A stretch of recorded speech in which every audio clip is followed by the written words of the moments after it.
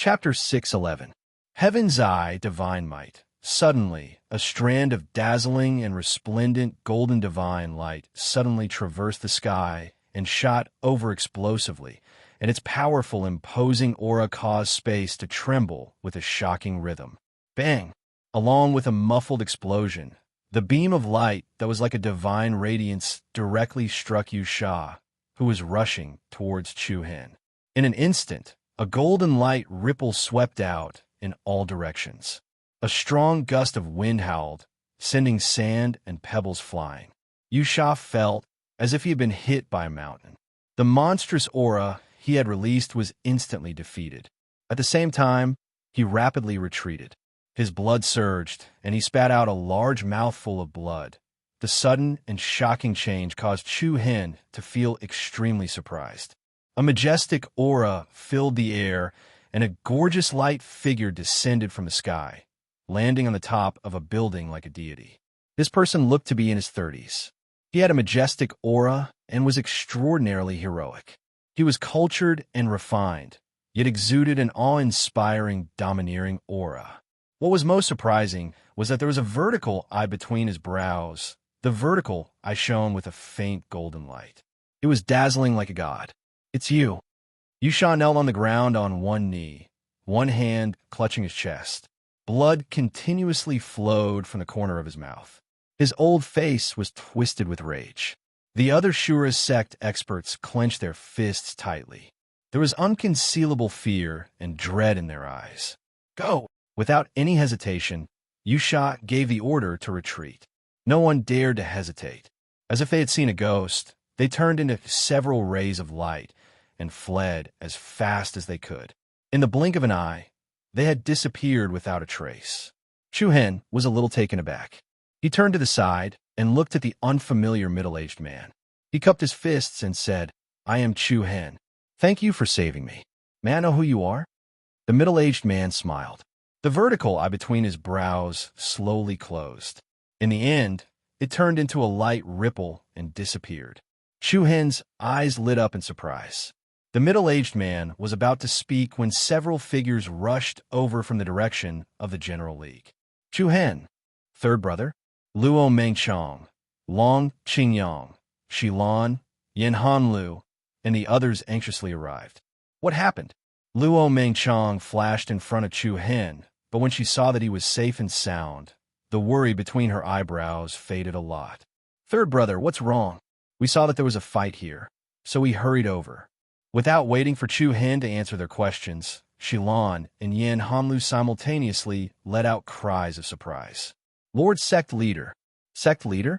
Everyone here was shocked, and Chu Hen even had a surprised expression on his face. This unfamiliar man is actually the sect master of the Thousand Crane sect?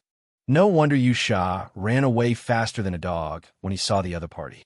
The middle-aged man nodded slightly at Chu Hen and the others, then said gently, "My surname is Qi, and my name is a single character, Zhang." Junior Chu Hen had eyes, but failed to recognize Mount Tai. "Please forgive me, Sect Master." Chu Hen returned to his senses, then cupped his fists and bowed. Qi Zhang raised his hand and said, "Although you've been in my Thousand Crane sect for some time, you've never met me. It's normal that you don't recognize me." Although the other party was the sect master, his attitude was gentle, and he didn't put on any airs of superiority. He seemed amiable and approachable. "Lord Sect Master, why have you come?" Yin Hanlu asked respectfully. Qi Zhang smiled and said, "I should be the one asking you this, right? Ask us." Yin Hanlu was stunned. "The mission I assigned to you still hasn't been completed, so I had no choice but to come personally. I just happened to run into the people of the Shura sect who were up to no good. It's quite a coincidence." "Mission?" Yin Hanlu couldn't help but exchange a glance with Shilan, and they immediately knew what Qi Zhang was referring to.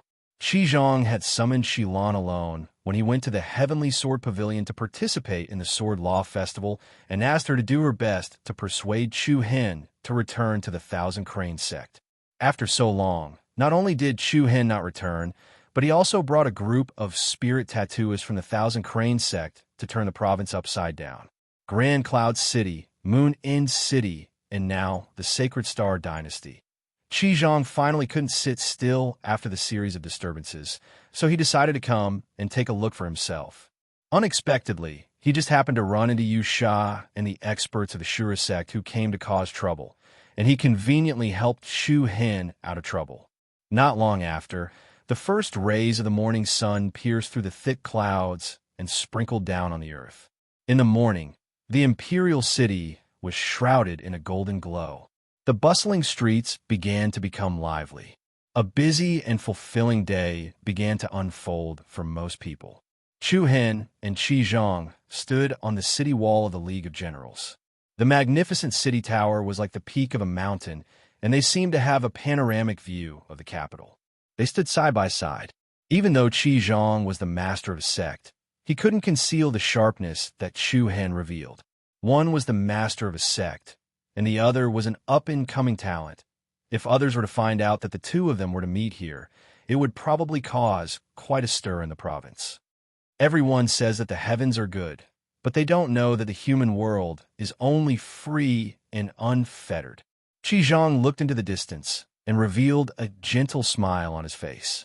Then he turned to look at Chu Hen beside him and said, "To be able to have such achievements at such a young age, you are definitely the #1 person in the region. Sect Master, you're teasing me." "I'm flattered," Chu Hen replied humbly. "Have you considered returning to the Thousand Crane sect? In time, this position of mine will be yours." Qi Zhang went straight to the point and spoke of the reason he'd come here. Chu Hen's heart shook slightly. He hadn't expected that Qi Zhang would actually speak such words. Obviously, Qi Zhang intended to take Chu Hen as his personal disciple. "I'm flattered by Sect Master's kindness. I'm Instructor Shilan's student, so I'm naturally a member of the Thousand Crane sect." Chu Hen spoke in a neither humble nor arrogant manner. "Oh, you're unwilling to return?" Qi Zhang discerned what Chu Hen meant. "It's not that I'm unwilling. I can stay in the Thousand Crane sect, but I can't return to the sect." "Why?" "I'll be heading to the Eastern Victory Province in a few days, and I can't stay in the Hundred Lands." "The Eastern Victory Province?" Qi Zhang was slightly astonished. From the information he had on Chu Hen, there was no mention of a place like the Eastern Victory Province. "What are you going there for? When can you return?" Chu Hen hesitated for a moment before he said, "To be honest, Sect Master, I've been entrusted by someone to head to the Eastern Victory Province's Mount Kunliu to take over the position of Sect Master." Even though it was Chu Hen's first time meeting Qi Zhang, Qi Zhang's amiable and approachable bearing gave him a rather good impression. Coupled with the fact that Qi Zhang had come all the way to save him, while Chu Hen was grateful, he admired Qi Zhang's character as well. So he didn't want to hide the matter of the Kunliu sect from Qi Zhang. Not to mention that Xilan and Yan Hanlu stayed with the Qin, Qi, Shu, Hua, and the others all day, so they more or less knew about it. Qi Zhang only had to ask them to find out about it. There wasn't much of a difference between telling him or not. When Qi Zhang heard this, he couldn't help but be stunned. He spoke with slight uncertainty. "Take over the position of Sect Master?" "Yes." Chu Hen answered firmly. "What exactly is going on?" Chu Hen smiled embarrassedly, shook his head, and said, "Speaking of which, this matter sounds rather funny. About a year ago, when I was passing through the 10,000 Beast Ridge, I met an old beggar." Immediately, Chu Hen told him the story of how he met the sect master of Mount Kunliu, Gong Yangyu, who pretended to be an old beggar. Gong Yangyu had a playful nature. Even after he became the sect master of Mount Kunliu, he couldn't change his mischievous nature. That year, Gong Yangyu left Mount Kunliu alone. He didn't expect that he would be gone for nearly 20 years. A country couldn't go a day without a ruler, and a sect couldn't go a day without a leader. So Mount Kunliu sent the Qin, Qi, Shu, Hua girls to follow the aura of the sect master's blue ran sword to track Gong Yangyu's whereabouts. After spending a few years, their hard work paid off. The four women really managed to track down Gong Yangyu. However, they didn't expect that Gong Yangyu would actually give the blue ran sword and the sect master's token to Chu Hen, whom he didn't know at all. Under a freak combination of factors, Chu Hen inexplicably became the next sect master of Mount Kunliu. Of course, The reason why Chu Hen chose to return to Mount Kunliu with them wasn't because he coveted the position of sect master. The main reason was to give the four girls an explanation. After following him for so long, he still had a promise. Qi Zhang was stunned when he heard this. After a short moment of being stunned, he actually laughed out loud. Ah, wonderful, wonderful. I've let sect master laugh at me. Chu Hen smiled bitterly and shook his head. No. Qi Zhang waved his hand and said resolutely, I'm not laughing at you. I'm laughing at Senior Gong Yanyu for being so carefree after so many years. This kind of thing is indeed in line with his character. Ha ha. Oh, Secmaster, you know Senior Gong Yanyu? Chu Hen was slightly surprised. That's right. Qi Zhang nodded without hesitation, and his deep eyes revealed a trace of reminiscence. Back then, I was only an ordinary disciple of the Thousand Crane sect, and I was around the same age as you. I wandered the outside world by myself. Once, I passed by the East Victory State and encountered a strange old man. That old man wasn't young, but his character was like an old urchin. I traveled with him for a few days, and before we parted, he patted me on the head 3 times and said something that I'll remember for the rest of my life. What did he say? Chu Hen's curiosity was aroused. Qi Zhang nodded slightly, and a trace of gratitude surged out from his face. He said that the day the heaven's eye opens is the day the sages return. Chu Hen's brows raised, and he was slightly astounded. After that, around half a month later, the bloodline limit of my clan's heaven's eye profound physique that had been silent for 3 generations awakened. From then on, my life underwent a huge change. Qi Zhang heaved a deep sigh of relief, and he puckered his lips with a slightly moved expression. Chapter 6:12. Later on, I accidentally found out that the person was the sect leader of Mount Kunlu, Gong Yangyu. Qi Zhang said earnestly, as if he had finished reading a diary full of memories. After hearing these things, Chu Hen felt that it was inconceivable. Surprised, right? Qi Zhang said with a smile. Chu Hen nodded.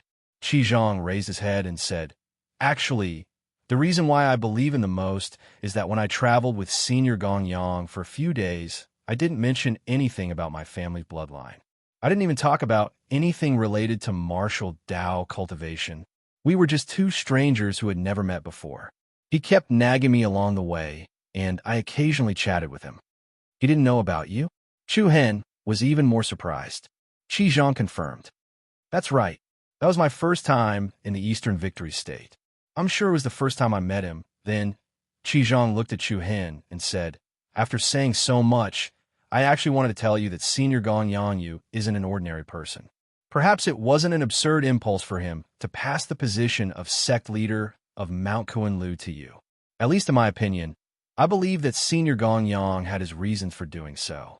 Chu Hen smiled and touched his nose in slight remorse. Sect leader really thinks too highly of me. I just feel that he purely wanted me to help him take care of the blue Ran sword and sect leader's token. When the time was right, he would come back to claim it. Do you know what kind of place Mount Kunlu is? Qi Zhang asked in return. Chu Hen shook his head. The strength of Mount Kunlu is beyond your imagination. The Eastern Victory State is the largest region in the Eastern continent. There are many sects and forces in the Eastern Victory State. There are tens of thousands of clans, and there are countless countries and dynasties. The first-rate forces in the Eastern Victory State can easily wipe out our 100 Nations province. Even so, Mount Kunlu is still able to occupy a place in the Eastern Victory State. Think about it. Is Mount Kunlu actually ordinary?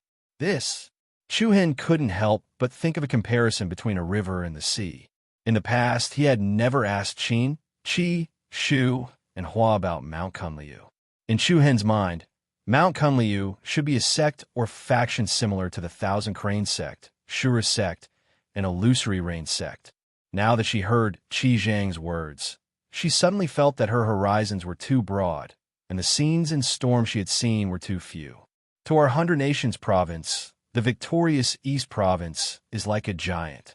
Senior Gong Yangyu, on the other hand, is one of the 10 great experts in that province. What? One of the top 10 experts? Chu Hen's eyes widened. Was that old fart really that awesome? Qi Zhang was not joking. With his status, it was impossible for him to fool Chu Hen. After all, as the leader of a sect, the things that he knew were far beyond what Chu Hen could compare with. It was no wonder that Hua Shui had once scolded Chu Hen for being ignorant. Even a 3-year-old child in the Dongxing state knew Gong Yangyu's name. When she saw Chu Hen's shocked expression, Qi Zhang smiled and said, "This is also why I said that Senior Gonyang might have other thoughts when he asked you to be the sect master. After all, an expert like him would not casually make such a ridiculous decision." "But we've only met once," replied Chu Hen.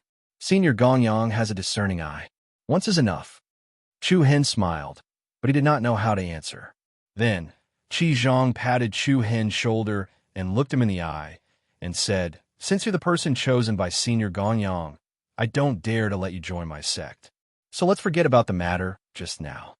Even though they had only met once, it was obvious that Qi Zhang was especially respectful towards the senior that he had only known for a few days. This respect came from the bottom of his heart and was not artificial. "Sect master, I've made a wasted trip," said Chu Hen apologetically. The Thousand Crane sect is unable to form ties with you, but I have another suggestion." "Sect master, please speak." "Count my Thousand Crane sect as one of the allies of the Alliance of Generals." "Sect master, you?" Chu Hen's eyelids raised, and he was stunned. "What? You're even unwilling to do that?" said Qi Zhang with a smile on his face. "I'm willing. I couldn't ask for more." "Ha ha! That's great. From today onward, my Thousand Crane sect will definitely not stand by idly if your Alliance of Generals is in trouble." This sudden pleasant surprise caused Chu Hen to be extremely excited. Just a moment ago, he was worried because of the Azura sect's sudden arrival. Now, with the Thousand Crane sect here, Chu Hen didn't have to worry about the Azura sect doing anything to the Alliance of Generals. This protective umbrella was truly extremely inspiring. Of course, the reason Qi Zhang had acted in this way was because he took a fancy to Chu Hen's enormous potential. Chu Hen was still immature now, but he would definitely become an overlord one day. Qi Zhang believed in Gong Yangyu's judgment, and he was willing to take a gamble for this. "When I return to the sect in the next few days, I'll get someone to establish a teleportation formation that connects the Thousand Crane sect and the Alliance of Generals. If anything happens to the Alliance of Generals, I'll be able to rush over in time." Qi Zhang said. Chu Hen nodded gratefully. "Thank you, Sect Master. With these words, I'll be able to head to the Eastern Victory State with peace of mind. However, I'm still worried that the Azura sect will think the Alliance of Generals is a descendant of the Seven Souls Kingdom and incite the Illusory Reign sect and the Otherworldly Spirits sect to deal with us." Last night, Yusha had guessed that Chu Hen was a remnant of the Seven Souls Kingdom. Because Chu Hen hadn't expected Qi Zhang to come, he wanted to beat him at his own game and deceive him for now. But when he thought about it again, the Azura sect wasn't the only sect that had gone against the Seven Souls Kingdom. If the other sects thought that Chu Hen was a descendant of the Seven Souls Kingdom as well, it was hard to guarantee that the situation from back then wouldn't repeat itself. However, Qi Zhang shook his head. "You don't have to worry about that. The relationship between those sects isn't as harmonious as you think. They're all old foxes who scheme against each other. We won't act rashly before we have a clear understanding of the situation. It's impossible to determine your relationship with the Seven Souls Ancient Kingdom just based on the Azura sect's words." Furthermore, Qi Zhang paused for a moment before he continued. "The Heavenly Sword Pavilion is still an unstable volcano. At the very least, we should wait until it's over there before we consider other matters." When the Heavenly Sword Pavilion was mentioned, Chu Hen couldn't help but think of Mu Feng. In the blink of an eye, almost half a year had passed, but there was still no news from the Heavenly Sword Pavilion. He had no idea what was going on with Mu Feng. "I understand. Thank you for clearing my doubts, Sect Master." "It's all right." Qi Zhang smiled warmly before he said in a serious tone, "Chu Hen, although you're the person personally chosen by Senior Ram, I have to remind you that it's not easy to be the leader of a sect. This is especially true for a large sect like the Kunliu sect. The waters are even deeper. You should act according to your capabilities. It'll be great if you can successfully complete Senior Ram's task." If you can't, there's no need to force yourself. Qi Zhang's words came from the bottom of his heart. It was like a senior giving advice to a junior. He knew very well how cruel it was when people fought for power. Chapter 613. Chu Hen, we'll be leaving now. Take good care of yourself. Outside General Alliance City, Shilan's gaze was warm as she bid Chu Hen farewell in a soft voice. Qi Zhang, Yin Hanlu, Hong Lian, and the other spirit tattoo masters of the Thousand Crane sect were by her side. The Sacred Star dynasty and the situation in the General Alliance had stabilized, so it was time for them to return to the Thousand Crane sect. It just so happened that Qi Zhang had come here personally, so they could return together.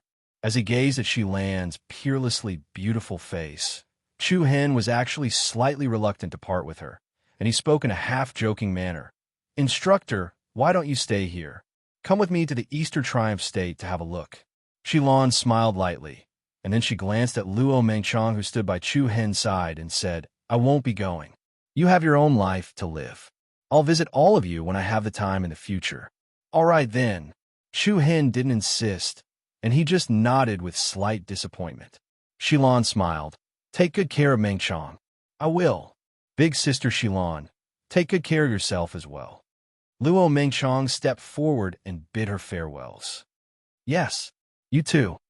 Both parties bid their farewells to each other. In the past few months, the members of the Thousand Crane sect and the members of the General Alliance had gotten along very well. Especially during the battle against the Imperial family, they'd advanced and retreated together, and they'd established deep trust and friendship. Chu Hen, Sect Master Qi Zhang nodded slightly and spoke in a warm voice. "I noticed that your General Alliance has many seedlings with good natural endowments. If they're interested, I can arrange for them to enter my Thousand Crane sect to cultivate. What do you think?" Chu Hen's eyes lit up, and he glanced at Li Hui, Zhou Lu, He Qingyan, Yu Qinyu, and the others who were visibly moved, and then he replied, "That's great. Haha, it's settled then." The members of the General Alliance were extremely happy. The future of a power depended on the quality and ability of its younger generation. Forming an alliance with the Thousand Crane sect would allow them to send talents to both sides. Sending the young geniuses of the Sacred Star dynasty to the Thousand Crane sect could improve the quality and quantity of the Thousand Crane sect's disciples. It would also allow the strength of the younger generation of the General Alliance to continuously grow and expand. This was a win-win situation. At that time, the Academy Alliance could specify a new set of rules and provide a few sects each year to increase the enthusiasm of the Sacred Star dynasty's martial arts cultivation. Everything that needed to be said had been said. Then, under the gazes of Chu Hen, Luo Mengchong, Long Qingyang, and the others, a few majestic giant eagles rose into the sky. "Everyone, I'll take my leave first." Qi Zhang stood on the giant eagle in the lead, cupping his fists together. He had a dignified appearance, showing off the demeanor of a sect leader. "Farewell, Sect Master Qi Zhang." The members of the General League responded in unison. Following that, Chu Hen's gaze remained on Shilan, looking at her beautiful and alluring silhouette, who was akin to a fairy. He did not know when they would meet again after this separation. "Teacher, take care," Chu Hen silently said in his heart. Unknowingly, the woman who used to be like an elder sister had already occupied a particularly important position in Chu Hen's heart. Perhaps in the beginning, she only felt that Chu Hen had Shichin's shadow in him. She treated Chu Hen well without asking for anything in return, perhaps to make up for what she owed her brother. But slowly, at some point in time, there was a bond between the two of them that connected their hearts. "Goodbye." Shilan waved at Chu Hen, her long purple hair fluttering in the wind. Under the dazzling sunlight, her fair skin was as translucent as snow, stunning and otherworldly. At this moment, Chu Hen was a little surprised. He was a little surprised to find that there seemed to be an indescribable special feeling about Shilan. That instant of palpitation felt like 10,000 years had passed. Screech. A loud cry swept through the sky above the General League. Several giant eagles soared into the sky, circled above everyone's heads twice, and then flew into the sky ahead. Every separation is for the sake of preparing for our next reunion. We'll meet again very soon. Luo Mengshang consoled him softly. She was a smart woman with a pure heart, and she knew Chu Hen very well. She held Chu Hen's hand lightly and spoke softly to soothe the emptiness in his heart. Chu Hen heaved a sigh of relief, and then he grinned while traces of gentleness appeared in his eyes.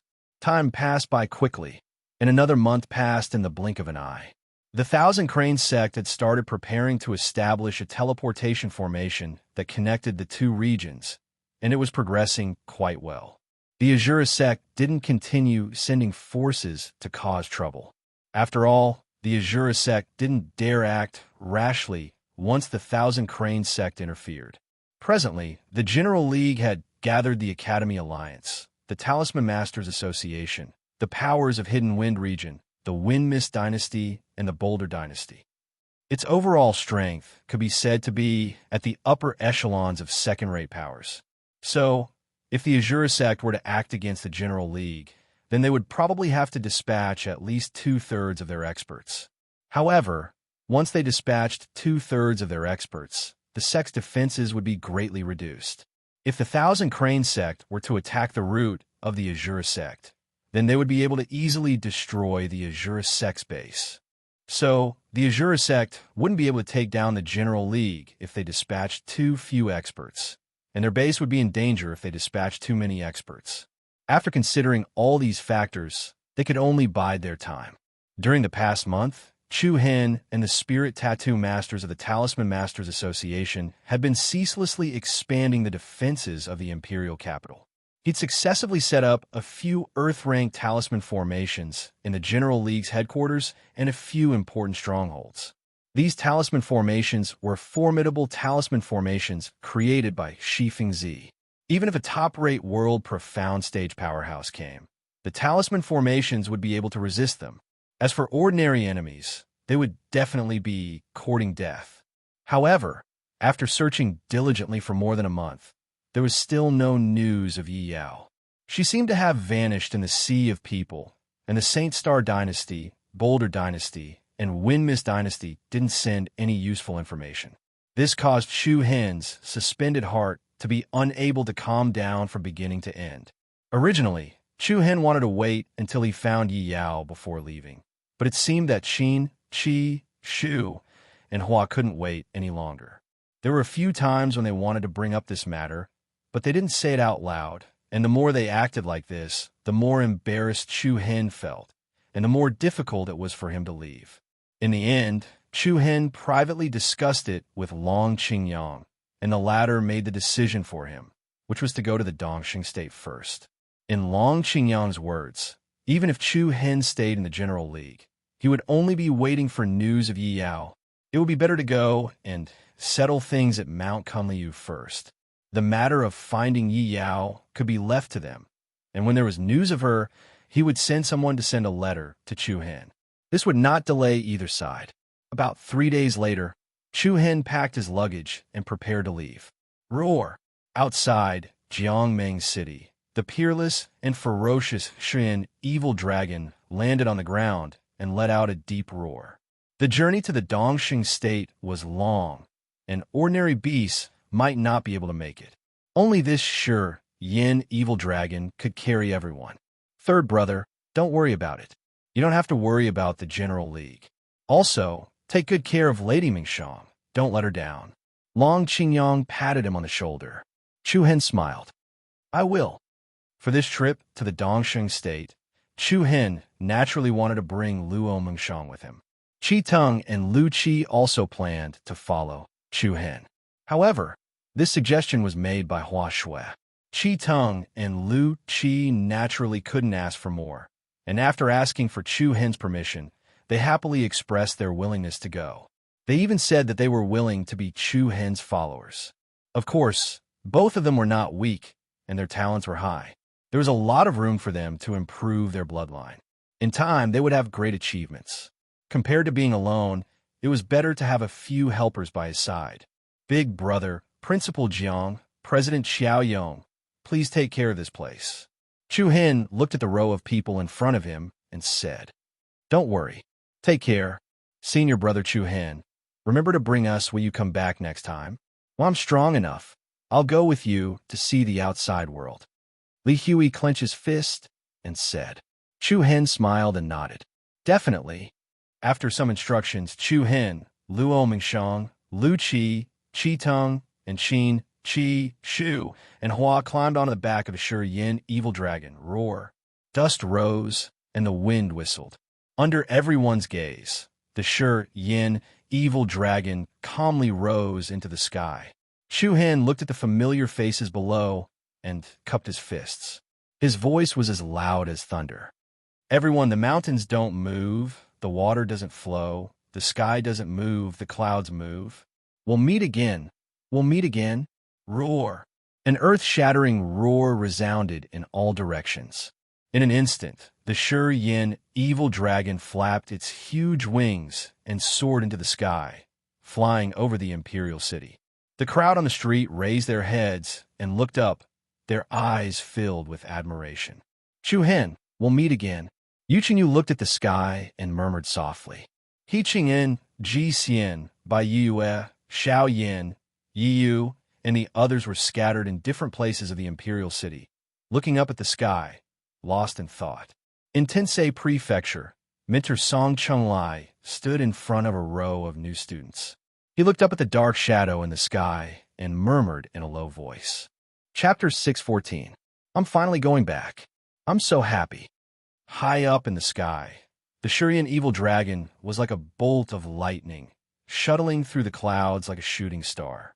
The wind was howling on both sides, and the clouds were boundless and magnificent. Hua Shui clapped her hands excitedly, her eyes sparkling with excitement.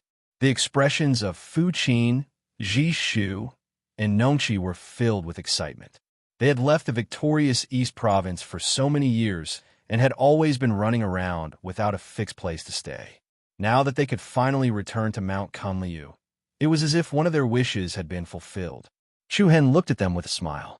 At first, he had sworn to die rather than submit, but in the end, he could not stand their coaxing and pestering. Mingshang, what's wrong? Is there something on your mind? Chu Hen turned to the side and looked at Luo Mingshang, who was a little quiet and could not help but ask. Luo Mingshang looked up and said softly, I want to go to Taishao City. Chu Hen smiled. Even if you didn't say it, I would have taken you there. This was the first time Luo Mingshang had traveled far to the victorious East State.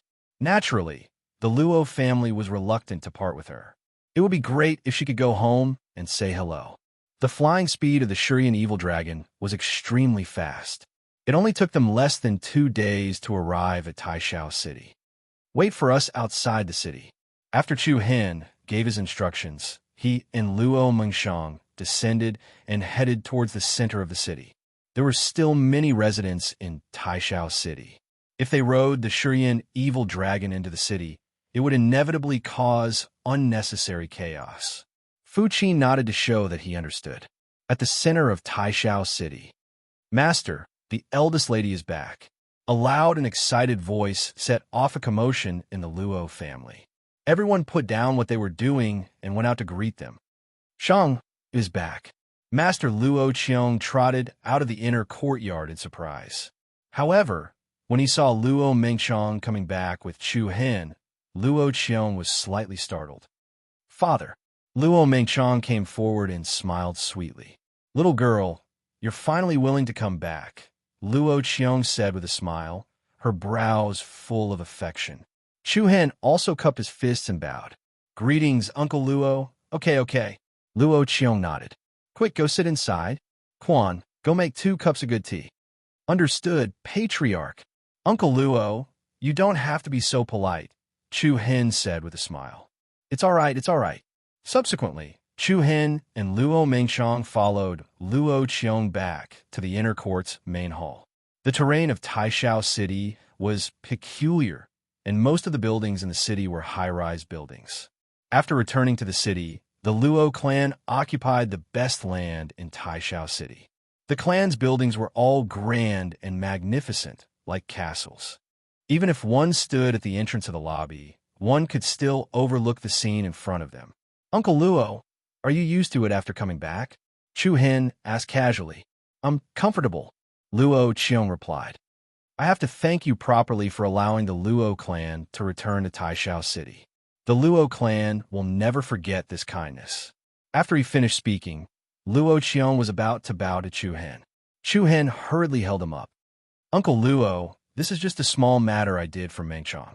You're making things difficult for me. That's right. Father, you don't have to thank me.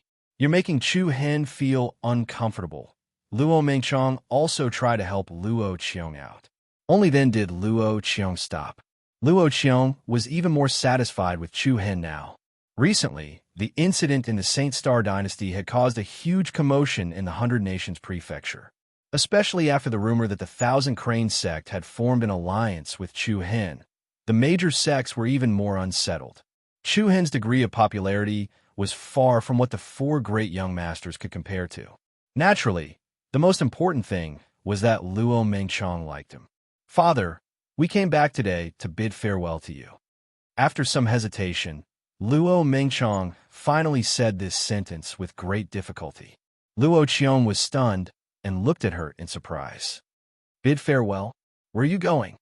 The victorious East Province. Luo Mengchong pursed her red lips slightly.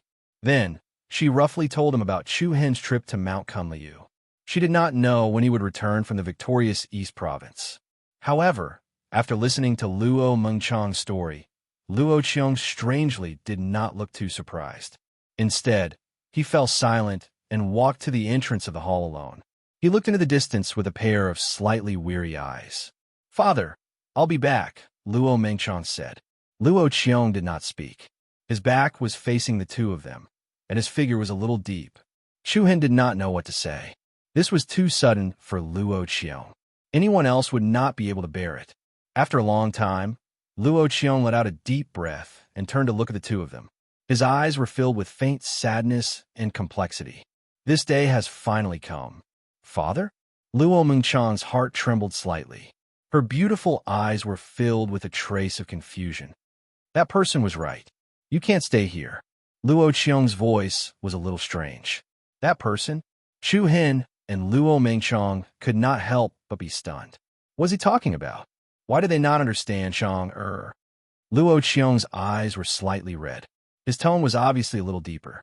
He said slowly, there are some things that I thought I could hide in my heart forever. But today, it's better for me to tell you. Your daughter is listening, Luo Mengchong replied. After another long silence, Luo Qiong sighed. Actually, you're not a member of the Luo family, what? As soon as he said this, Chu Hen, who was a bystander, was surprised. On the contrary, Luo Mengchong appeared to be relatively calm. Luo Qiong looked at him with a complicated expression and continued. One night 20 years ago, a mysterious person came to the Luo family. That mysterious person was holding a baby girl in his arms. He gave the baby girl to us and asked us to raise her on his behalf. At first, we were unwilling to agree to this matter. However, that mysterious person's cultivation was simply too strong. I even felt that a single thought from that person was enough to destroy the entire Luo family. Due to the pressure, we had no choice but to accept the baby girl. After that person left you behind, he disappeared. Before he left, he only said that one day, you will leave this place and no one is to stop you. Luo Qiong looked at Luo Mengchong and seemed to understand something. But more than that, there was an unconcealable kindness. Back then, when I looked at the baby girl who was crying in her swaddling clothes, I was a little dazed. Later, I took her in by my side and told the public that she was my biological daughter. I watched her grow up, learn to speak, learn to walk, and walk around me all day long with such a sweet smile on her face. It was more and more adorable. I began to enjoy this joy and slowly forgot that she was someone else's child. I also forgot that I was forced to adopt you. I truly felt the pride and luck of being a father. When I thought it was just a dream and that you were actually my daughter, this day has finally come. The 100 Nations continent can't keep you. After listening to Luo Qiong, Luo Mengchong smiled faintly, but her eyes were already red. Father, I actually knew about this a long time ago. Luo Mengshang was beautiful on the outside and intelligent on the inside. Although no one had ever mentioned this to her, she still knew about it. The limit of her bloodline was strong because she was born with a ninth health saint body. However, the strongest ancestor of the Luo family was only at the limit of the profound body bloodline. If it was a mutated bloodline, it would be related to the original bloodline limit of the Luo family. Based on this, Luo Mengchong could guess that she was not born in the Luo family. But even so, Luo Mengchong still treated Luo Qiong like her own father. Even if it was for the Luo family, she only agreed to marry into the Tsang family of Moon End City. Luo Mengchong knelt down with tears in her eyes, which made people feel sorry for her. "You promised me a daughter, and I will repay you for my life. Shang will always be my daughter, and I will never forget the kindness you have shown me. Sparrow and Swallow feed each other, and I look forward to my daughter's return." Ha! Luo Qiong laughed, but his eyes were filled with tears. He waved his hand in relief and said, "Go. Shang, whenever you miss home, come back. If this brat dares to bully you, I will not spare him even if I have to risk my life." Looking at this scene, Chu Hen's eyes were already red. Chapter 6:15. Roar. Outside Taishao City, Shi Yan's evil dragon spread its wings and soared into the sky. On the tall city tower, Luo Qiong waved his hand and looked ahead. "Shang, come back when you have time." "Got it. Take care, Dad." "Goodbye, Uncle Luo."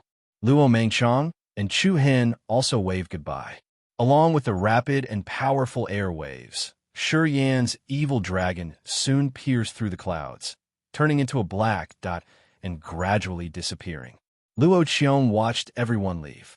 There was a hint of hope in his eyes. However, on the peak of a mountain a few miles away from Great Heaven City stood a black-clothed figure. No one knew when that person had appeared. He was motionless like a stone statue. Moreover, the space around him was faintly distorted, as if it was an illusion, giving off an unfathomable and mysterious feeling. Luo Qiong, who had not turned around to leave, subconsciously looked in that direction as if he had sensed something. However, the next moment, there was no one on the peak. What was that just now? Luo Qiong frowned slightly, a hint of confusion on his face. Just now, he had a vague sense of familiarity. The last time he had such a feeling was on the night that the mysterious person came to the Luo family. When Supreme Cloud City was left far behind, Chu Hen and the others once again embarked on their journey towards the victorious East region. Luo Mengchong gently leaned on Chu Hen's shoulder. She was in a relatively low mood. Chu Hen did not disturb her. He just put his arm around her shoulder and gave her a shoulder to lean on. He understood Luo Mengchong's feelings at the moment. In addition to her reluctance to part with Luo Qiong, she was also confused about her past. Who was that mysterious person back then? Why did that person leave Luo Mengchong in the Luo family? What was the purpose of them? Originally, his background was clear, but now it was hard to understand. The only clue was probably the limit of the bloodline of the Netherworld saint body. But seeing that Luo Mengchong was in a bad mood, the two lively girls, Hua Xue and Lu Qi, also consciously whispered and stopped making noise. Chu Hen didn't want the atmosphere to be too tense, so he asked, "You guys tell me about the Kunliu sect." Up until now, Chu Hen only knew that the sect leader of Mount Kunlu, Gong Yangyu, was one of the top 10 experts in the Eastern Victory State. However, he did not have the slightest understanding of this sect. At this moment, it was necessary for him to have a rough understanding of it. At the mention of this topic, Qi Tong and Lu Qi couldn't help but show great interest. "Then where should I start? Our Mount Kunliu has quite a big system," Hua Xue said with a little pride. Chu Hen smiled. "Anything is fine. Then let's talk about the layout of the sect first." Ji Shu continued softly. "Our Mount Kunlu occupies more than 10,000 miles of land. Within it, there are more than 100 mountains and countless peaks of different sizes. The entire sect has a population of more than 13,000 people. Talented people are everywhere." Chu Hen nodded, indicating that he was listening. Mount Kunliu is led by the sect master. Under the sect master are the three palace masters. Three palace masters? Chu Hen's eyes lit up. Lucci also asked casually, which three palace masters? Demon Slaying Palace, Void Palace, Flying Immortal Palace. These three palace masters manage the disciples of Mount Kunliu separately, and each palace master is in charge. Unless there's an extremely important matter, and the three palace masters can't make a decision, then the sect master will make the decision. Then which palace master are you from? Chi Tong asked curiously. Lu Qi joked, let me guess, you are from Demon Slaying Palace, right? This name sounds domineering. Of course not. Hua Shui curled her lips and said with some dissatisfaction, we are from Flying Immortal Palace. We are not as domineering as those guys from Demon Slaying Palace. From your tone, it seems like the relationship between your three palace masters isn't particularly harmonious. It's indeed not good, Hua Shui said with some resentment. At this moment, Fu Qin, who had never spoken, spoke. She said indifferently in a deep voice, even within a sect, there is competition. Only by competing with each other can the three palace masters improve better. Although the three palace masters treat each other as opponents, once we encounter an external enemy, we will definitely gather together and work together. Senior Sister Fu Qin is right. This is also the willingness of separate management. Nongqi expressed her agreement. I see. Qi Tong and Lu Qi came to a sudden realization. The management methods of the three palace masters are different, and the abilities that the disciples of the palace masters grasp are also different. Jishu looked at Chu Hen and explained in more detail. Other than nurturing individual strength, our Mount Kunliu also values teamwork. In other words, a team like the four of us is not the only one. The sect will have a special team to carry out investigation, tracking, setting up formations, medical treatment, and training in various abilities. The more they listened, the more surprised and fresh they felt. The major sects of the victorious East State are indeed different. Qi Tong sighed from the bottom of his heart. I really want to see the style of Mount Kunli. Me too. Lu Qi's eyes were also burning.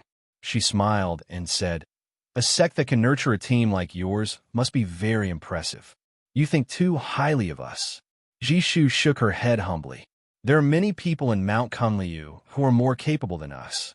We are nothing. The gentle and virtuous senior sister Jishu is being humble again. The three of us are indeed nothing.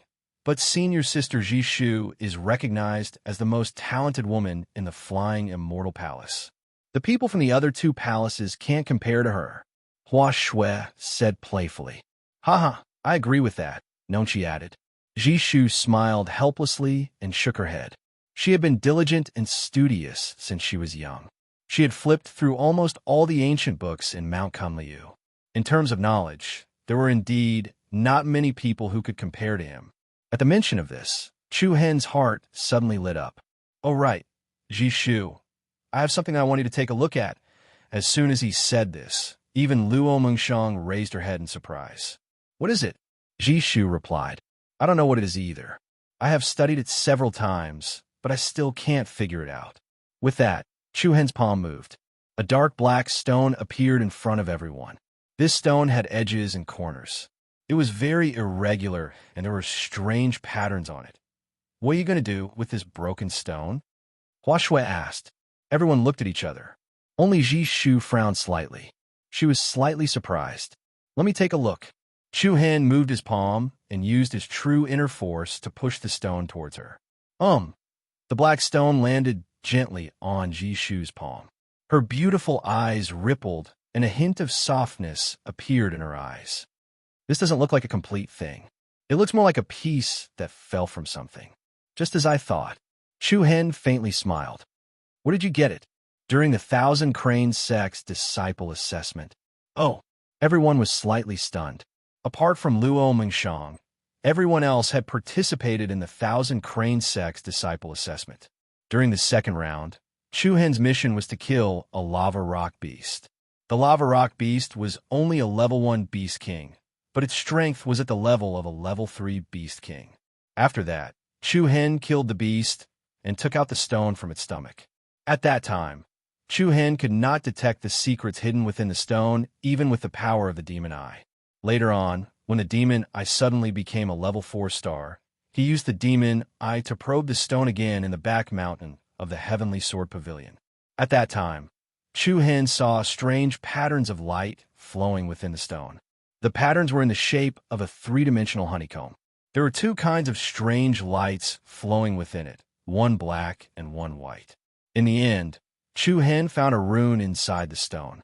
The rune alternated between white and black for a while, and then alternated between black and white. Its shape was somewhat similar to the two yin-yang fish in an irregular Tai Chi pattern. What's so special about it? Jishu asked softly. Chu Hen shook his head and said, I'm not sure about the specifics, but because of this, the level 1 lava rock beast's strength skyrocketed. Hearing Chu Hen's words, the expressions on their faces couldn't help but become a bit surprised. Jishu studied the stone carefully. Her eyebrows relaxed and furrowed. Then, a wisp of vital energy surged from her fingertip and tried to fuse with it. Huh? Jishu was slightly surprised. What's wrong? Hua Shui stuck her head over curiously and asked with wide eyes. Vital energy can't fuse with it. Indeed, replied Chu Hen. Then, Jishu separated a wisp of Reiki energy and tried again. The result was the same. The two kinds of energy seemed to have collided with an iron plate and could not enter at all. Chu Hen was not surprised by this. He had tried it before, but it did not have any effect. I'll observe for a while, said Jishu. Sure. Then, Jishu began to carefully examine the strange stone, while Hua Shui, Lu Qi, and Qi Tong continued to talk about some interesting things in Mount Kunliu. What are you thinking about? Chu Hen put his arm around Luo Mengchang's shoulder and said softly. Luo Mengchang's lips curled into a faint smile. Nothing. Lean on me and rest for a while. Okay. Luo Mengchang nodded obediently and curled up in Chu Hen's arms like a docile kitten. After a long journey, everyone's interest was gradually calmed down by the long wait. Other than Jishu, who was still studying the strange stone, everyone else was meditating and adjusting their breathing. During cultivation, time often passed the fastest. After an unknown amount of time, a strange power fluctuation suddenly woke everyone up. What happened? Then, everyone's eyes subconsciously looked at Jishu. Chu Hen's eyes lit up. He saw that the black stone in Jishu's hand was flowing with a brilliant luster. Two different colors of light intertwined and rotated. The black stone was crystal clear, like a gem. Chapter 6:16. Buzz. A strange wave of energy suddenly startled everyone. They saw that the black stone in Jishu's hand was flowing with a beautiful light. Two different colors of light intertwined and rotated. The black stone was like a gem, dazzling. Wow, senior sister Jishu, you're amazing. Hua Shui's eyes widened in surprise, her face full of admiration. Chu Hen's eyes also brightened, his heart filled with praise. He only wanted to give the stone to Jishu to study. He did not have high hopes for her to crack the secret of the stone. He did not expect her to give him a pleasant surprise. However, the light emitted by the black stone quickly dissipated. In the blink of an eye, it returned to normal. It consumes too much energy. I can't hold it for too long. Jishu looked back at Chu Hen helplessly. How did you do it? Chu Hen asked. Using two kinds of energy at the same time. Oh, true Yuan force and Reiki energy merged with the patterns on the stone. Jishu explained. That's right. Why didn't I think of that before? Chu Hen was enlightened, his face full of realization. Previously, he had tried probing with true Yuan and brilliant spirit power. Both types of power probed the internal structure, but he had never tried using both types of power at the same time. Hearing Jishu's words, Chu Hen felt that his thoughts had broadened by quite a bit. But it consumes too much energy. I can't hold it. You try. Jishu handed the stone back to Chu Hen. Everyone's eyes fell on each other, their faces filled with anticipation. Then, Chu Hen moved his mind. The black stone floated in front of him like a feather. He then raised his hands, palms facing each other, the black stone suspended in the middle. Buzz, Chu Hen held a ball of black, true Yuan force in his left hand, and released a restless Reiki energy in his right hand. Two types of power surged out of his palm like a tidal wave, steadily surging towards the black stone. According to Jishu's description, Chu Hen channeled two different types of energy into the stone through the vein patterns on it. In the next instant, those stone patterns were instantly lit up, and all of them blossomed with dazzling light. In a split second, a strong suction force came from the inside of the black stone. Chu Hen felt the primary energy and Reiki energy in his body being rapidly swallowed. This rock was like a crazed vampire, and Chu Hen's power was like fresh blood, constantly filling the other party's hunger. Chu Hen frowned slightly and was about to withdraw his power. However, Jishu opened his mouth and said, "Don't worry, it doesn't give off any evil aura, so it's not dangerous." Chu Hen nodded. He trusted Jishu more. Then, Chu Hen gave up on the idea of retreating and released an even more powerful energy. The black, true Yuan force and the golden Reiki energy were like two streams flowing into the black stone. Buzz! In less than 60 seconds, the black stone shone brightly, like an exquisite star, and its entire body glowed with a sparkling and translucent luster. Everyone could feel the powerful energy waves released by the black stone. However, the cause of this commotion, Chu Hen's heart suddenly trembled. He stared at the stone in front of him, and his vision became distorted and dreamy. What's even more strange is that Chu Hen only felt an extremely strong pulling force pulling at his consciousness. Buzz! In the next moment, Chu Hen's consciousness was suddenly pulled into a vortex that looked like a black hole. It was deep and boundless, vast and boundless. The boundless sea of light flowed in front of Chu Hen's eyes, and his consciousness was continuously pulled into a deeper space, as if he was roaming the vast ocean, tracing back the phantom of time and space. Buzz! Then, Chu Hen found himself still, and his surroundings were hazy and chaotic, and the world was vast and boundless. The stars changed, and all things were silent. Where is this? Chu Hen was a little stunned. Immediately after, two balls of light abruptly appeared above Chu Hen's head. These two balls of light were one black and one white. They circled above Chu Hen and chased each other. They were like two swimming fishes playing around. Chu Hen was more and more surprised and confused. These two light shadows were the strange runes that he had detected with the power of the demon eye. Now, at a close distance, the two light shadows were particularly clear. Buzz! The two light shadows chased each other faster and faster, and the energy waves between heaven and earth began to surge more violently. Bang! With a heavy bang, the two light shadows above Chu Hen's head suddenly exploded, and a powerful black and white blended air wave spread out infinitely like water ripples. Then, the stars moved, and the universe began to move. A strange light pattern bloomed under Chu Hen's body, and in the next second, a huge Tai Chi yin-yang diagram appeared under Chu Hen's feet in a slowly rotating form. This? The Tai Chi yin-yang diagram, the combination of black and white, there was yin and yang, and there was yang and yin, and it was unpredictable. Everything in the universe was rotating, and everything in the surroundings was fusing. Chu Hen only felt that the true origin energy in his body and the Reiki energy in his Niwen palace involuntarily rushed out of his body and followed the rotation of the Tai Chi diagram below him. What was even more shocking was that the two kinds of energy actually intertwined and fused with each other and formed an even more restless and powerful combined force. Chu Hen tried to control this powerful combined force, but once he touched it, the force immediately erupted like a mountain torrent and tsunami, and the world immediately became extremely chaotic. Then, a shocking impact engulfed Chu Hen's consciousness. Chu Hen's body and mind trembled, and his pupils shrank as he directly returned to reality. "What's wrong? Are you okay?" Luo Mingshang's somewhat worried voice came into his ears. Chu Hen seemed to wake up from a dream, and he raised his head blankly.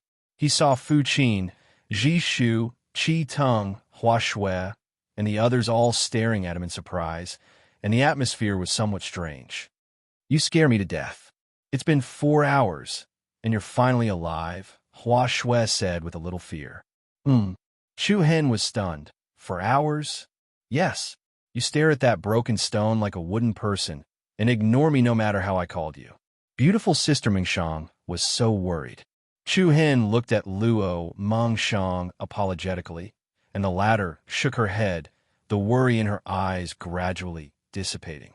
"What did you encounter?" Jishu asked softly. The others also showed curious looks. Chu Hen thought for a moment, and then said, "A strange array." "Array? What array?" Hua Shui could not help but interrupt. "I've never seen this kind of array. The array pattern is a Tai Chi yin and yang diagram. Moreover, this array can actually fuse true inner force and Reiki energy." Immediately, Chu Hen described the situation that he had just encountered from beginning to end. Everyone was very surprised after hearing it. At least until now, they had never heard of anyone who could fuse true inner force and Reiki energy. Could it be? Jishu looked up, and her hands involuntarily clenched into fists. Her face was filled with disbelief. "What? Sister Jishu, hurry up and tell us," Hua Shui urged. Under everyone's confused gaze, Jishu's red lips parted slightly, and she said a few words forcefully. "The Great Path Divine Array. The Great Path Divine Array." Everyone looked at each other, and even Chu Hen did not understand. Even though he had obtained the knowledge books of the Lei Huan clan leader and senior Shifengzi, it was the first time he had heard of this name. "What is the Great Path Divine Array?" Jishu pursed her red lips, and her delicate brows could not help but reveal much respect and awe.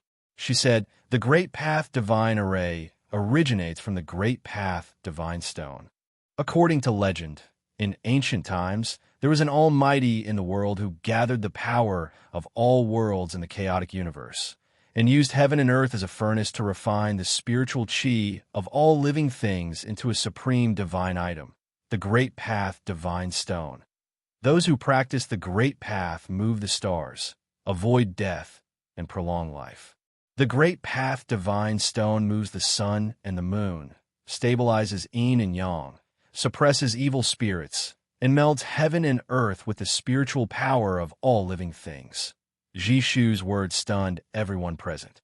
"The Great Path Divine Stone moves the stars?" Everyone's gaze occasionally looked at the stone in Chu Hen's hand, and occasionally looked at Jishu.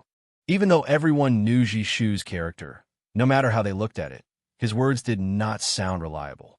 Senior sister, you're saying that this crappy stone is the Great Path Divine Stone?" Hua Shui's eyes were full of doubt. Jishu shook her head. "I'm not sure. I only read about it from ancient books. I only know that the Great Path Divine Array matches the description of a yin-yang Tai Chi pattern. It can also fuse Reiki energy and inner Chi to form an even more powerful force." "I don't think so. Otherwise, it would be too scary. Is this stone that powerful?" Chi-Tung also expressed his disbelief. Jishu smiled and continued to explain, "You guys are too naive. Rumor has it that the divine stone of the Great Path is tens of thousands of meters tall, supporting the sky and earth, suppressing the universe. This stone might be a fragment that fell from the divine stone of the Great Path." "I see." Everyone suddenly understood. "Of course, these are just my baseless guesses. Chu Hen, you could just use it as a reference, but what you just said is very similar to the Great Path Divine Array described in the ancient books. Even if this stone is not a fragment that fell from the Great Path Divine Stone, it is probably the remains of a treasure that was obtained by imitating the Great Path Divine Stone." Jishu gave a relatively pertinent conclusion. Chu Hen smiled and nodded. "Thank you. You are indeed the most talented woman in Mount Kunliu. If I had to study it myself, I probably wouldn't be able to figure it out even after a few years." Jishu pursed her lips and smiled, but she was a little embarrassed. "If that's the case, I'll try to see if I can gain any enlightenment from it. If anything happens, you guys can just wake me up." After listening to Jishu's explanation, Chu Hen's interest was completely aroused. Chapter 617. All things in the universe, the stars move. Chu Hen's consciousness had long since submerged into the mysterious fragment. The world was filled with an extremely large amount of true essence and Reiki energy. The two completely different types of energy accompanied the Taiji yin-yang array below as it slowly rotated. The Taiji array was unpredictable. There was yang and yin and yang. It gathered the power of the great Tao and fused with the power of the spirit martial arts. Chu Hen stood in the center of the Taiji array with his eyes closed. His heart was as calm as water as he carefully sensed every single strand of strange rhythm in this world. With the passing of time, Chu Hen slowly seemed to have fused with the world. Every energy fluctuation in this space could be clearly sensed. Boom!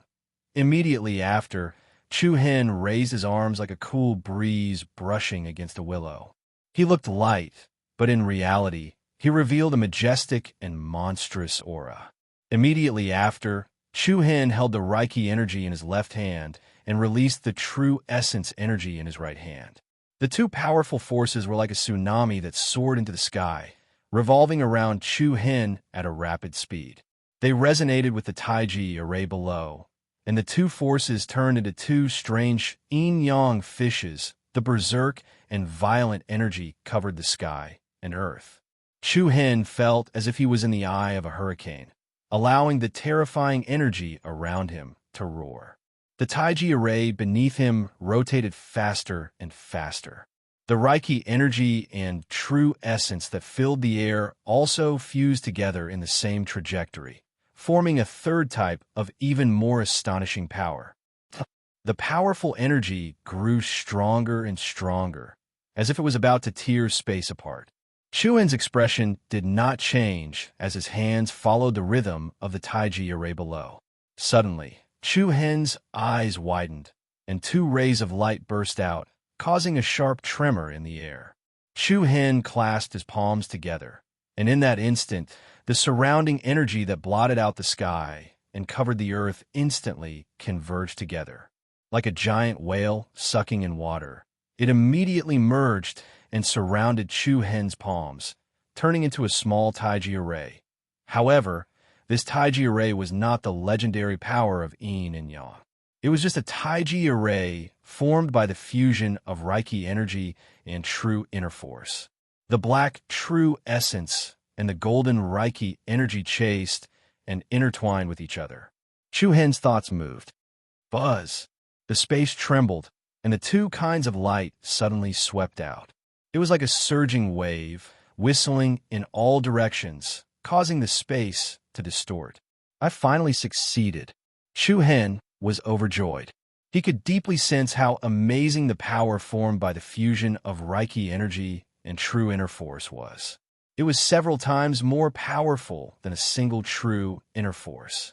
Thinking of this, Chu Hen couldn't help but wonder if this mysterious stone was really a fragment of the so-called Great Path Divine Stone. The Great Path Divine Stone was tens of thousands of feet tall, but this fragment was only the size of a palm.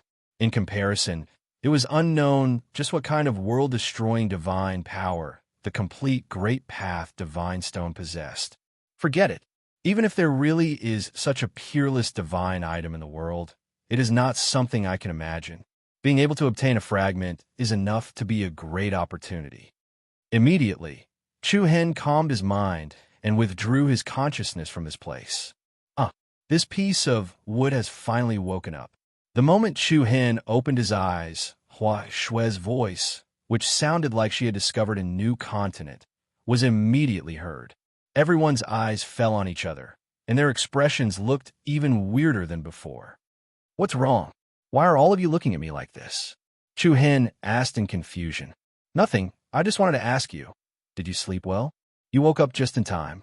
There are still 2 hours before we reach Mount Kunliu. What did you say? Chu Hen was shocked. He turned his questioning eyes to Luo Mengshang with surprise. Luo Mengshang shook her head and said with a smile, It has been more than 2 months. 3 days ago, we entered the victorious East State. So fast. Chu Hen was speechless. Although he had guessed that a lot of time had passed, it was only 5 or 6 days at most. He did not expect that more than 2 months had passed in the blink of an eye. This time, Chu Hen finally understood the old saying, cultivation knows no time. How is your understanding? Jishu asked. Chu Hen smiled slightly, and a glimmer of light appeared in his eyes, a little bit. Everyone's heart brightened, and they were more or less envious. Do you want to try? I can lend it to you, Chu Hen said. He thought that everyone would be more excited, but Jishu shook his head and refused. To open the formation in the fragment, we have to combine Reiki energy and real inner force. We are not like you, who have achievements in both forces. Chu Hen suddenly realized that he had been muddle-headed in his cultivation and had even forgotten about this. Jishu and Hua Shui were pure spiritual tattooists, and their martial arts level was relatively low, while the others were just wuxiu, who could not practice the art of runes. As a result, only Chu Hen was able to control the formation within this fragment. As they were about to arrive at Mount Kunliu, everyone was looking forward to it, especially Qin, Qi, Shu, and Hua. Their faces were full of unconcealable excitement. After leaving the sect for so long, they finally came back and were eager to go home. Chu Hen stood up and stood on the head of the Shurian evil dragon, looking at the magnificent mountains and rivers in front of him. The victorious East State was like a giant compared to the 100 Kingdoms state. Looking from afar, the vast area was boundless and endless.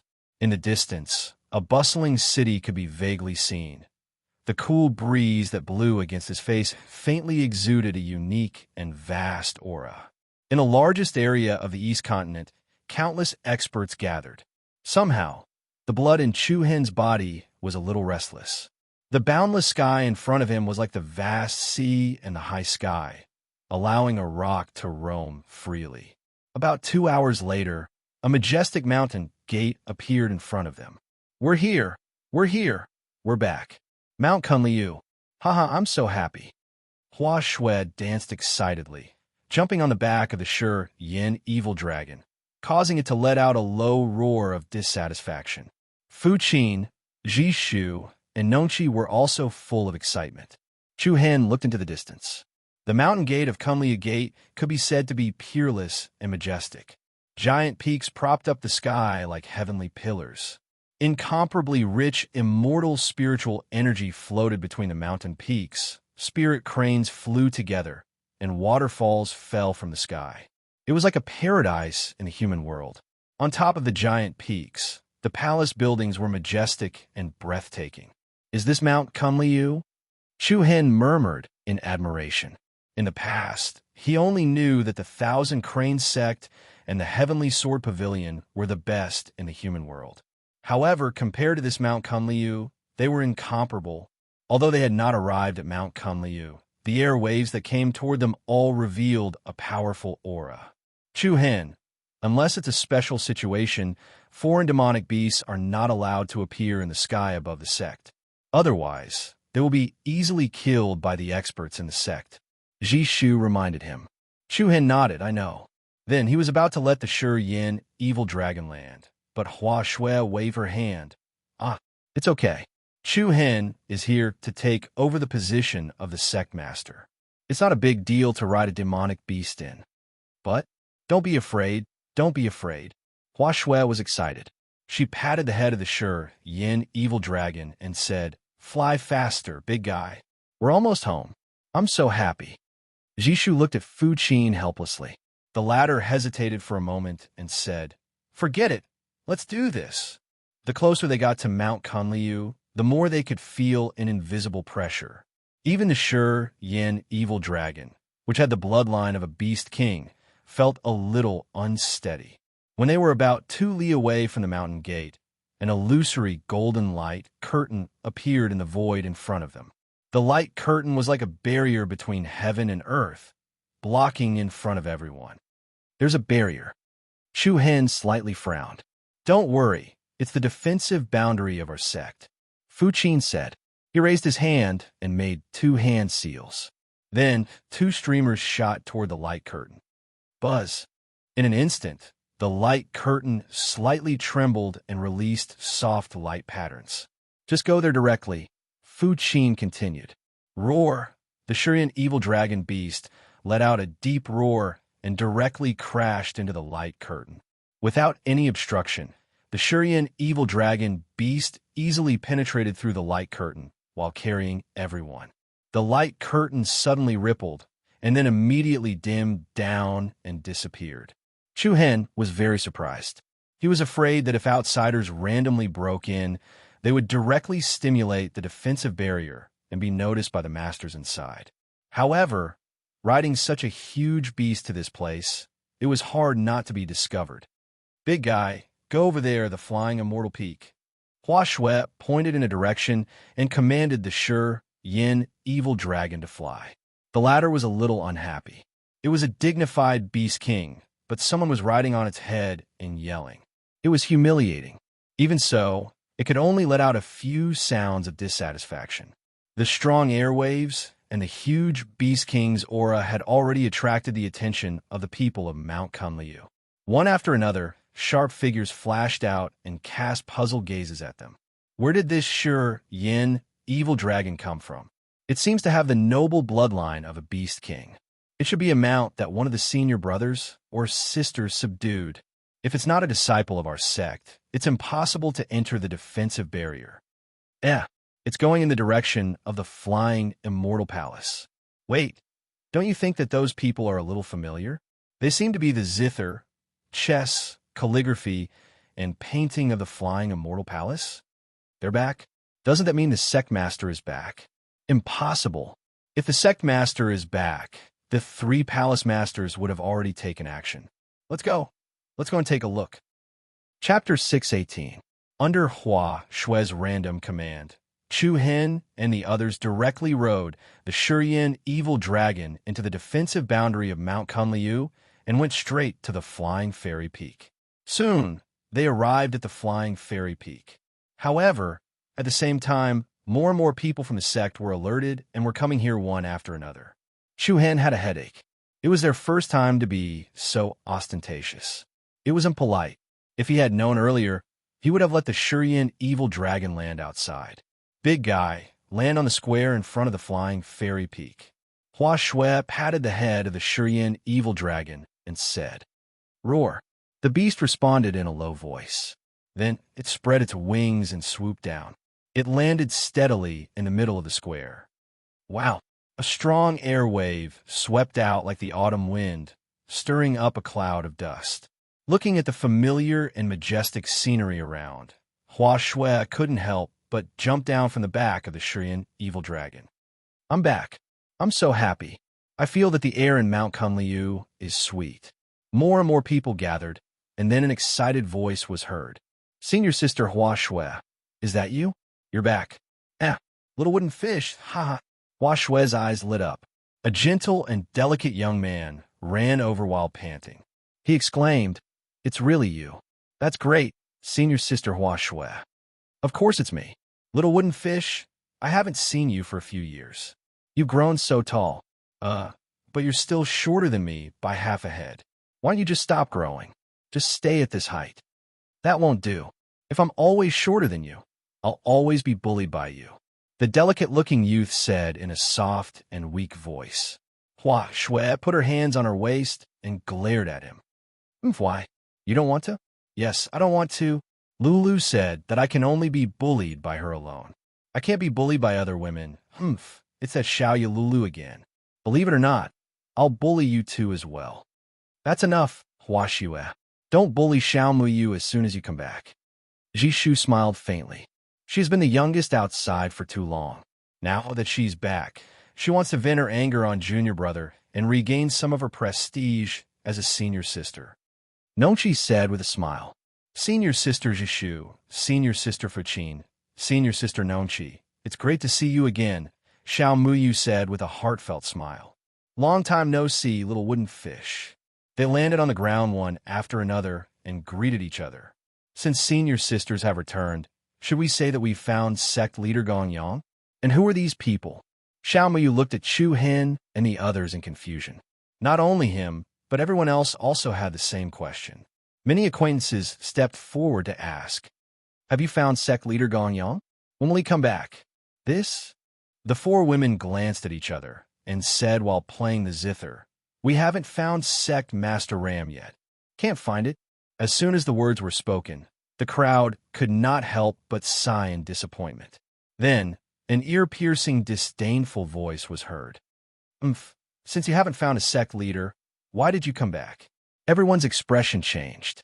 The crowd dispersed, and a few young men and women walked over slowly. The leader was tall and broad, with a stocky build and a stocky waist. Every step he took gave off an extremely heavy aura. He looked at the zither playing group with disdain. "Xian Hui, why did your Demon Slayer Palace's people come to our place? Are you that free?" Hua Shui scolded in dissatisfaction. "Huh!"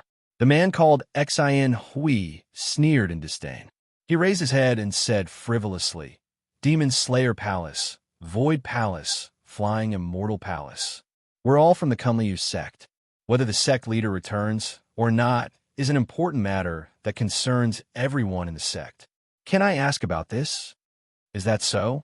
Hua Shui looked disgusted and replied snappily, "Since you're so concerned about the sect leader's whereabouts, why didn't the Demon Slayer Palace and Void Palace send anyone to look for him? Only the Flying Immortal Palace?"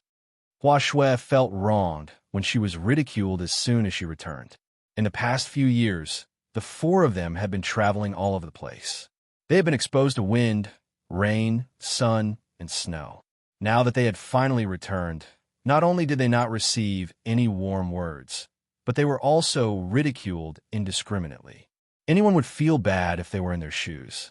Xian Hui was not bothered at all. He said, "The four of you are a team specially trained to search for sect leader Gongyang. You know this very well. The sect leader hasn't been found, but you're back. Moreover, you're riding a demonic beast in such a flashy manner. How foolish. Hey, who's that? Please be more respectful when you speak." Chi Tung, who was standing behind Chu Hen, finally could not stand it anymore. He stood up for the four girls without hesitation. "Where did you come from, a stray dog?" Xian Hui glared at him coldly. This Demon Slayer Palace's disciple really has a good character." Chi Tung stood up directly. He did not show any weakness in front of Xian Hui, even though he was almost 2 meters tall. He said sternly, "The four of them have traveled all over the place and suffered a lot. Even if they don't have any meritorious deeds, they must have worked hard, right?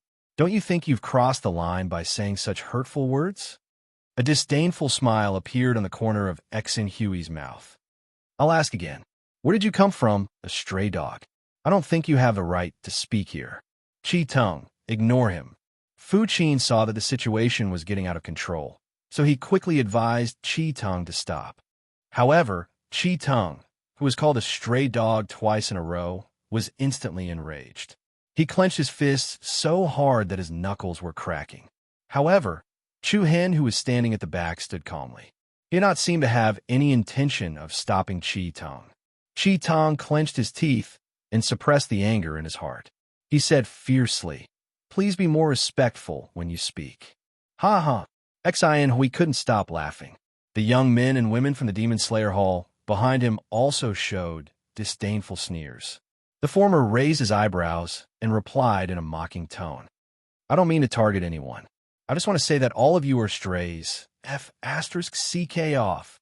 Without waiting for the other party to finish speaking, Chi Tung could no longer contain the flames of anger. His entire right arm instantly turned into solid rock. He raised his hand and smashed it towards the other party's head. Xian Hui snorted. A majestic force erupted from his body. Everyone around him was shaken and took a few steps back. Chi Tang's fist had yet to be released. Suddenly, he felt as if a mountain was pressing down on him. He was suppressed to the point where he couldn't move. Rank 7 Void Piercing Realm? Chi Tung's expression changed. He almost couldn't stand steadily.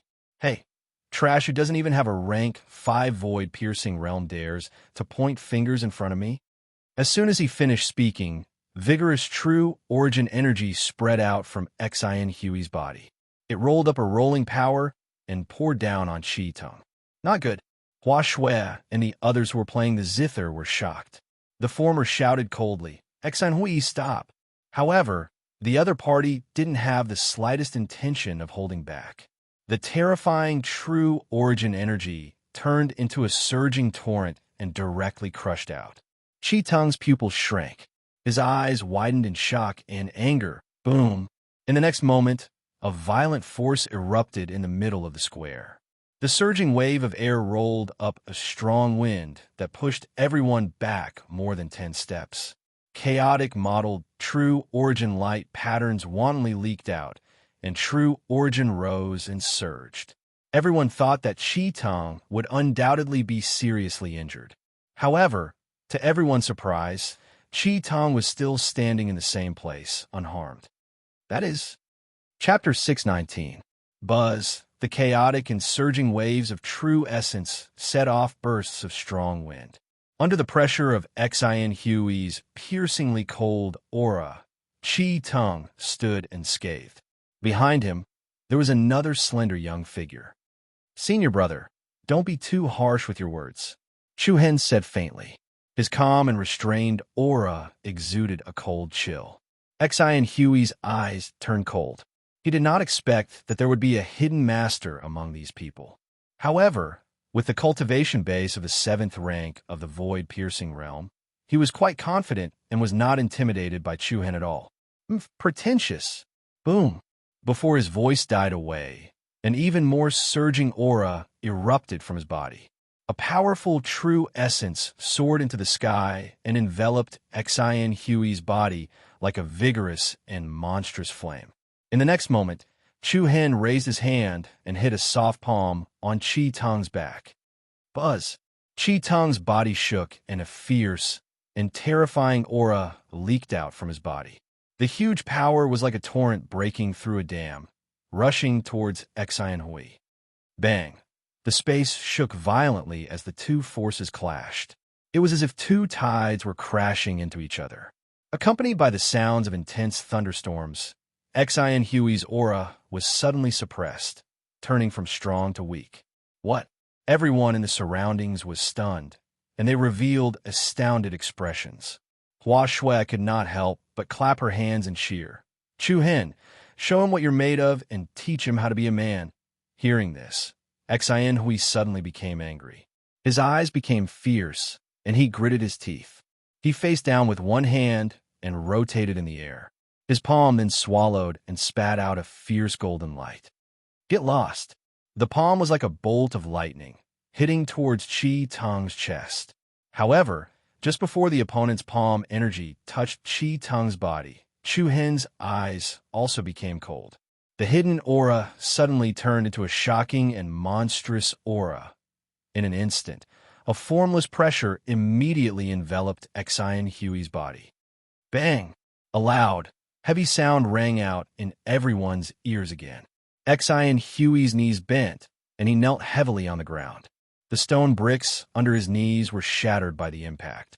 The intense pain caused Xin Hui to let out a muffled groan. The surrounding Mount Kunliu disciples were all shocked. Each and every one of them couldn't help but look at Chu Hen with a little more caution. Where did this young man come from? He could actually force Xin Hui to kneel on the ground with just his aura? Xin Hui, who had a cultivation base of the 7th rank of the void-piercing realm, was also ranked among the top experts in the Demon Slayer Palace. Although Chu Hen's martial Dao realm was also at the 7th rank of the void-piercing realm, his own fighting strength surpassed that of the peak of the 9th rank. There was still a big gap between the two. Why are you all making a ruckus here? At this time, a slightly dignified middle-aged man separated the crowd of onlookers and walked over with displeasure. Elder Hong. Everyone hurriedly bowed and muttered. Elder Hong, we don't know where these people came from, but they are behaving atrociously in our Mount Kunliu. A young man from the Demon Slayer Palace who came with Xin Hui complained first.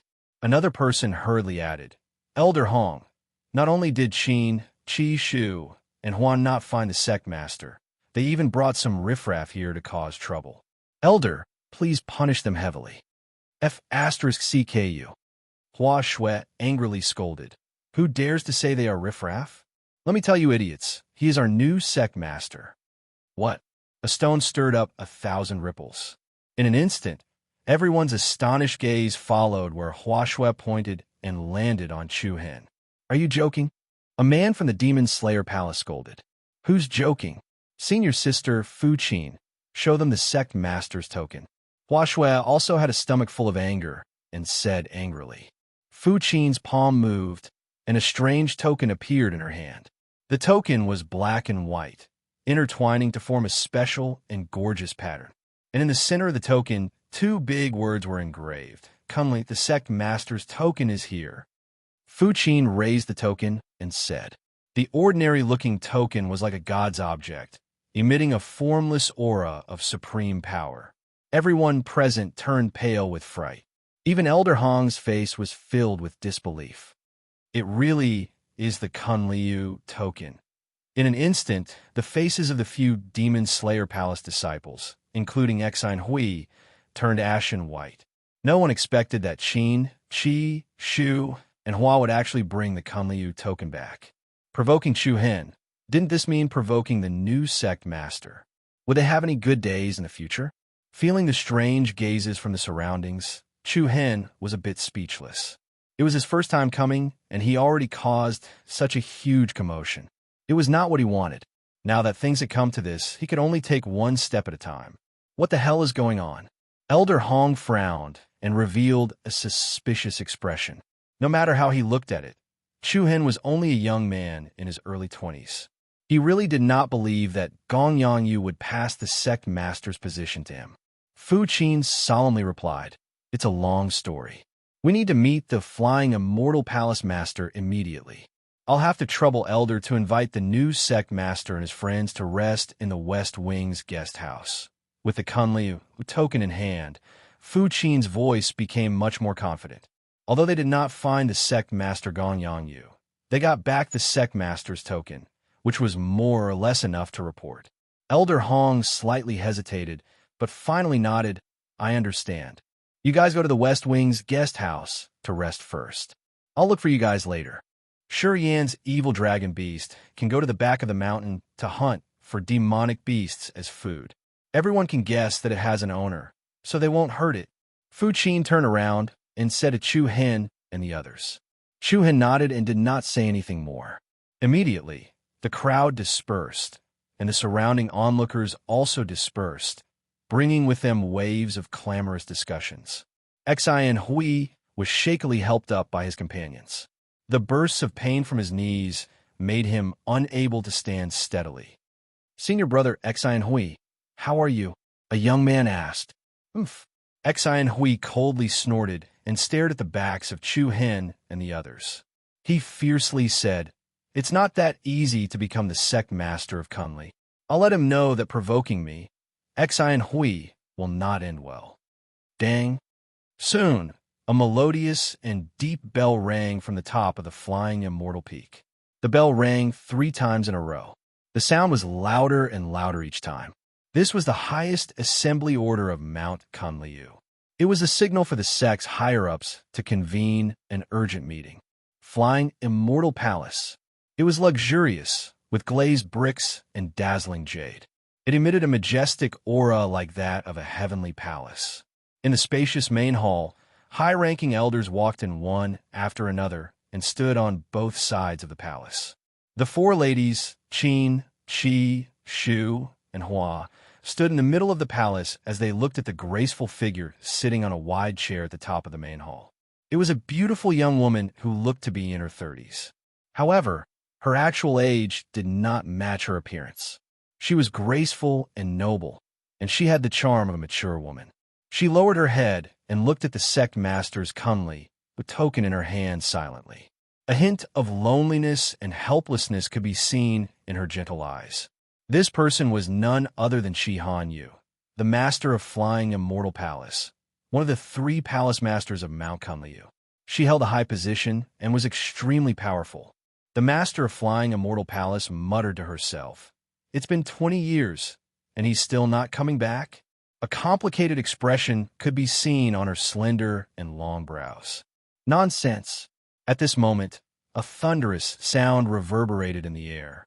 Everyone in the Flying Immortal Palace felt their eardrums hurt and the blood in their bodies churned. A light flashed like lightning outside the main hall. A tall, Middle-aged man dressed in a golden robe walked into the main hall with a majestic aura. This person emitted a domineering aura. It was as though he was the god of thunder that had descended to the mortal world. Everyone was in awe and did not dare to get close to him. Subsequently, a piercingly cold gust of wind whistled in the air. Another middle-aged man dressed in a luxurious black robe with an extraordinary bearing entered the main hall.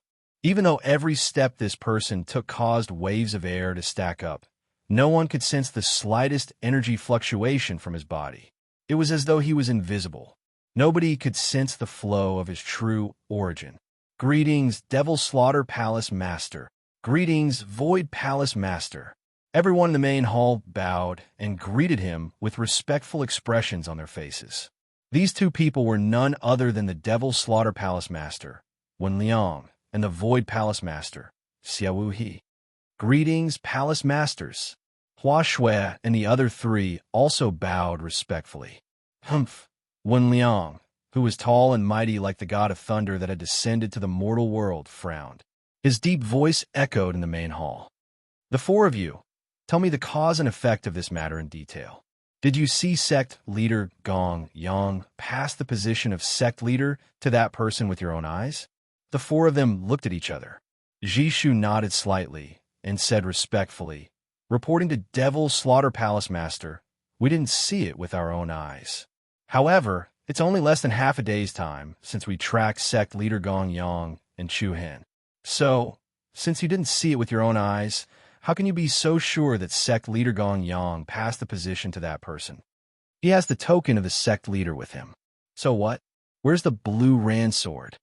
The Devil Slaughter Palace Master asked as he looked at the sect leader's Earth Remnant token in the Flying Celestial Palace Master's hand. The blue Ran sword is with Chu Hen. Bring it here. But the blue Ran sword has already recognized its master. Moreover, it's a weapon master contract that sect leader Gong Yang personally set up, Jishu replied. What? Weapon master contract? The moment they heard these words, an uproar broke out in the main hall again. In the entire Mount Kunlu, only Gong Yang knew how to break the weapon master contract. This was enough to prove that Gong Yang indeed had the intention to choose Chu Hen as the successor to the position of sect leader. Otherwise, he would not have tied the blue Ran sword to the other party. The Devil Slaughter Palace Master could not help but frown. He knew the four women would not dare to lie in front of him. The blue Ran sword and the sect leader's Earth Remnant token. Were they really going to appoint a stranger as the sect leader? The Devil Slaughter Palace Master scolded in a deep voice. This is too ridiculous. After so many years, it's getting more and more ridiculous. At this moment, a cold voice resonated from above the main hall. Who are you calling ridiculous? Chapter 620. Who did you say was outrageous? A cold voice swept through the entire hall. Everyone was shocked when they saw the soaring Celestial Palace Master, Chi Han Yu, had already stood up from her seat with a frosty expression. Palace Master 1, please watch your words. The person you're talking about is the sect master of Kunliu sect. If you want to teach him a lesson, I'm afraid you'll have to think about your position first. The soaring Celestial Palace Master said coldly.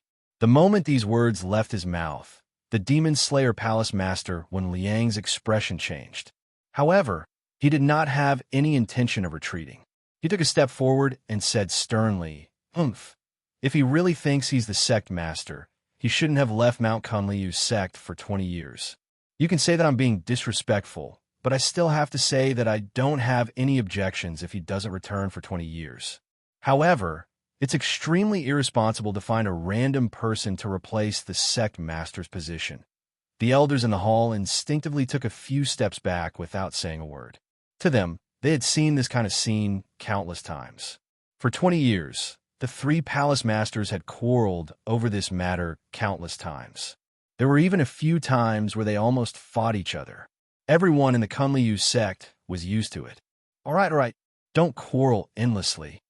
The Void Palace Master, Xia Wuhe, walked to the center of the two and said to the Demon Slayer Palace Master, no matter what, the sect master is the supreme one.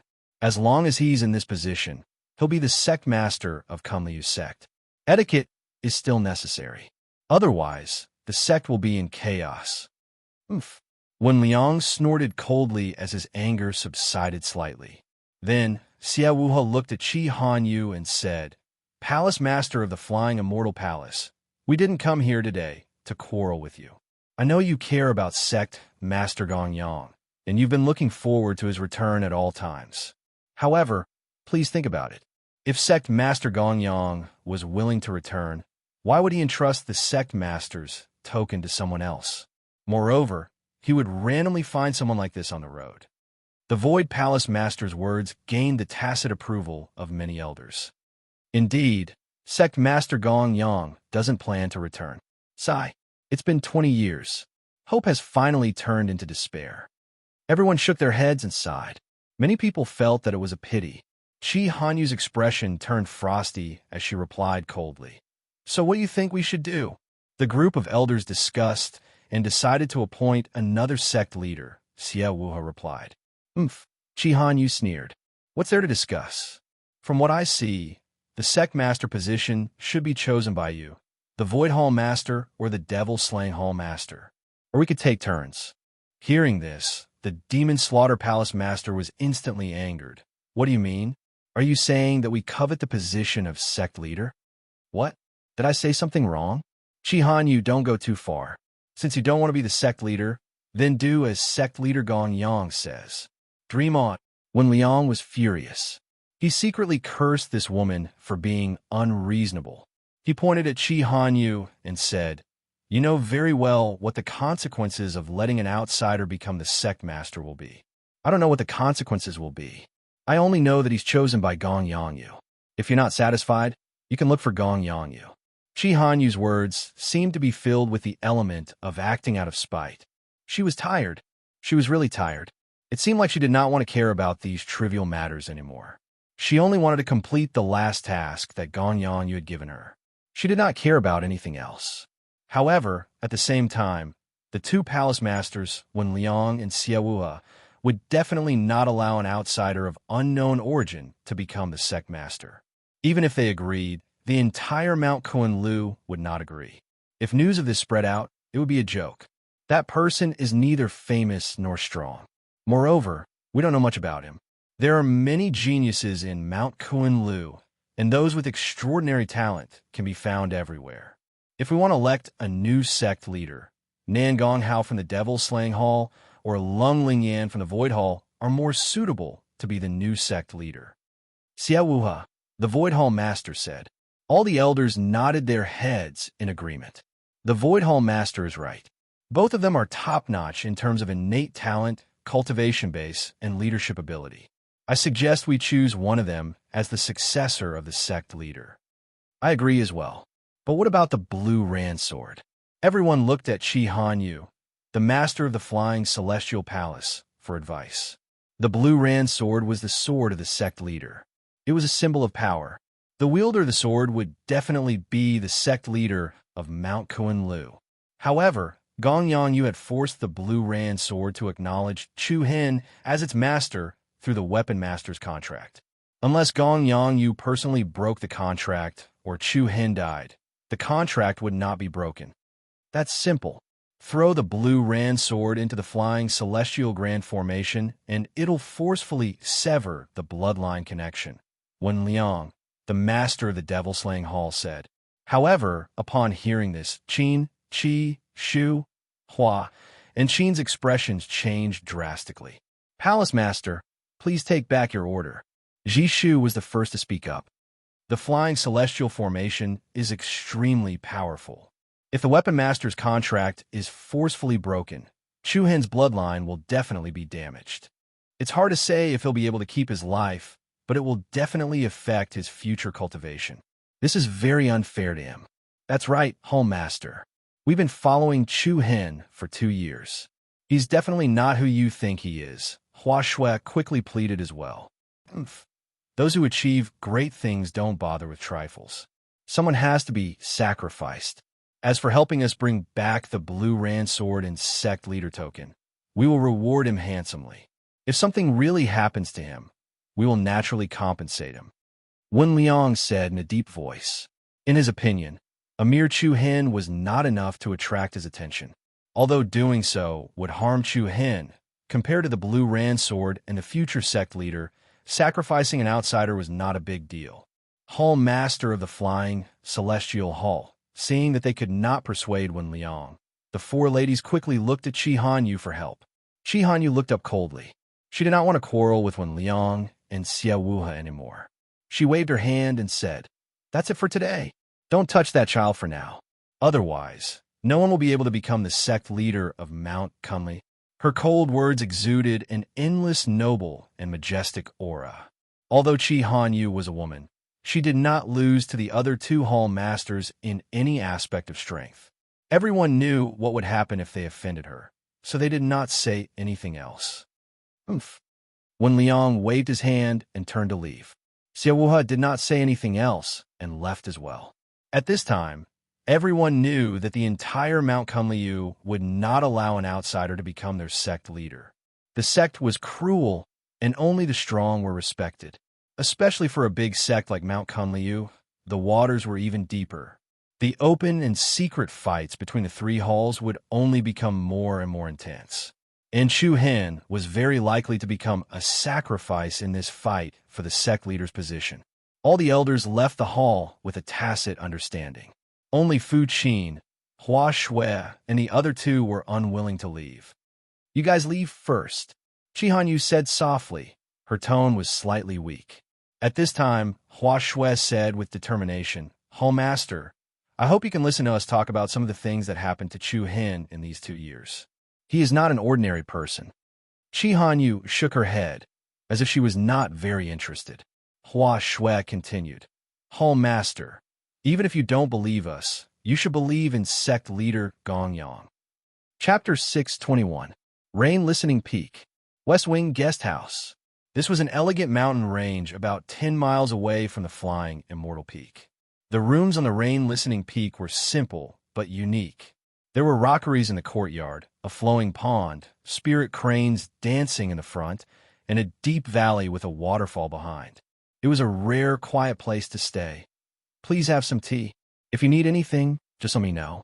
You can call me by my name, Xiao Muyu, or you can call me Little Wooden Fish like Senior Sister Huashua does." "Thank you, Little Wooden Fish." Chu Hen nodded politely. Chi Tung and Lu Qi were at the side, but Luo Mengshang was not there. Perhaps because of the tiredness of the journey, the mysterious power in Luo Mengshang's body was restless again.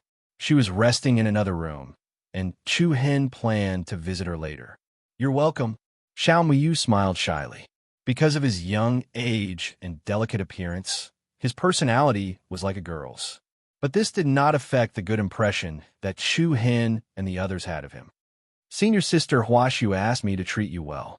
By the way, Brother Chu Hen, are you really the new sect master of Mount Kunliu?" Xiao Muyu still did not quite believe it. Chu Hen smiled. "Maybe." "Oh," Xiao Muyu responded, looking like he wanted to say something. "If you have something to say, just say it," Chu Hen said. "That."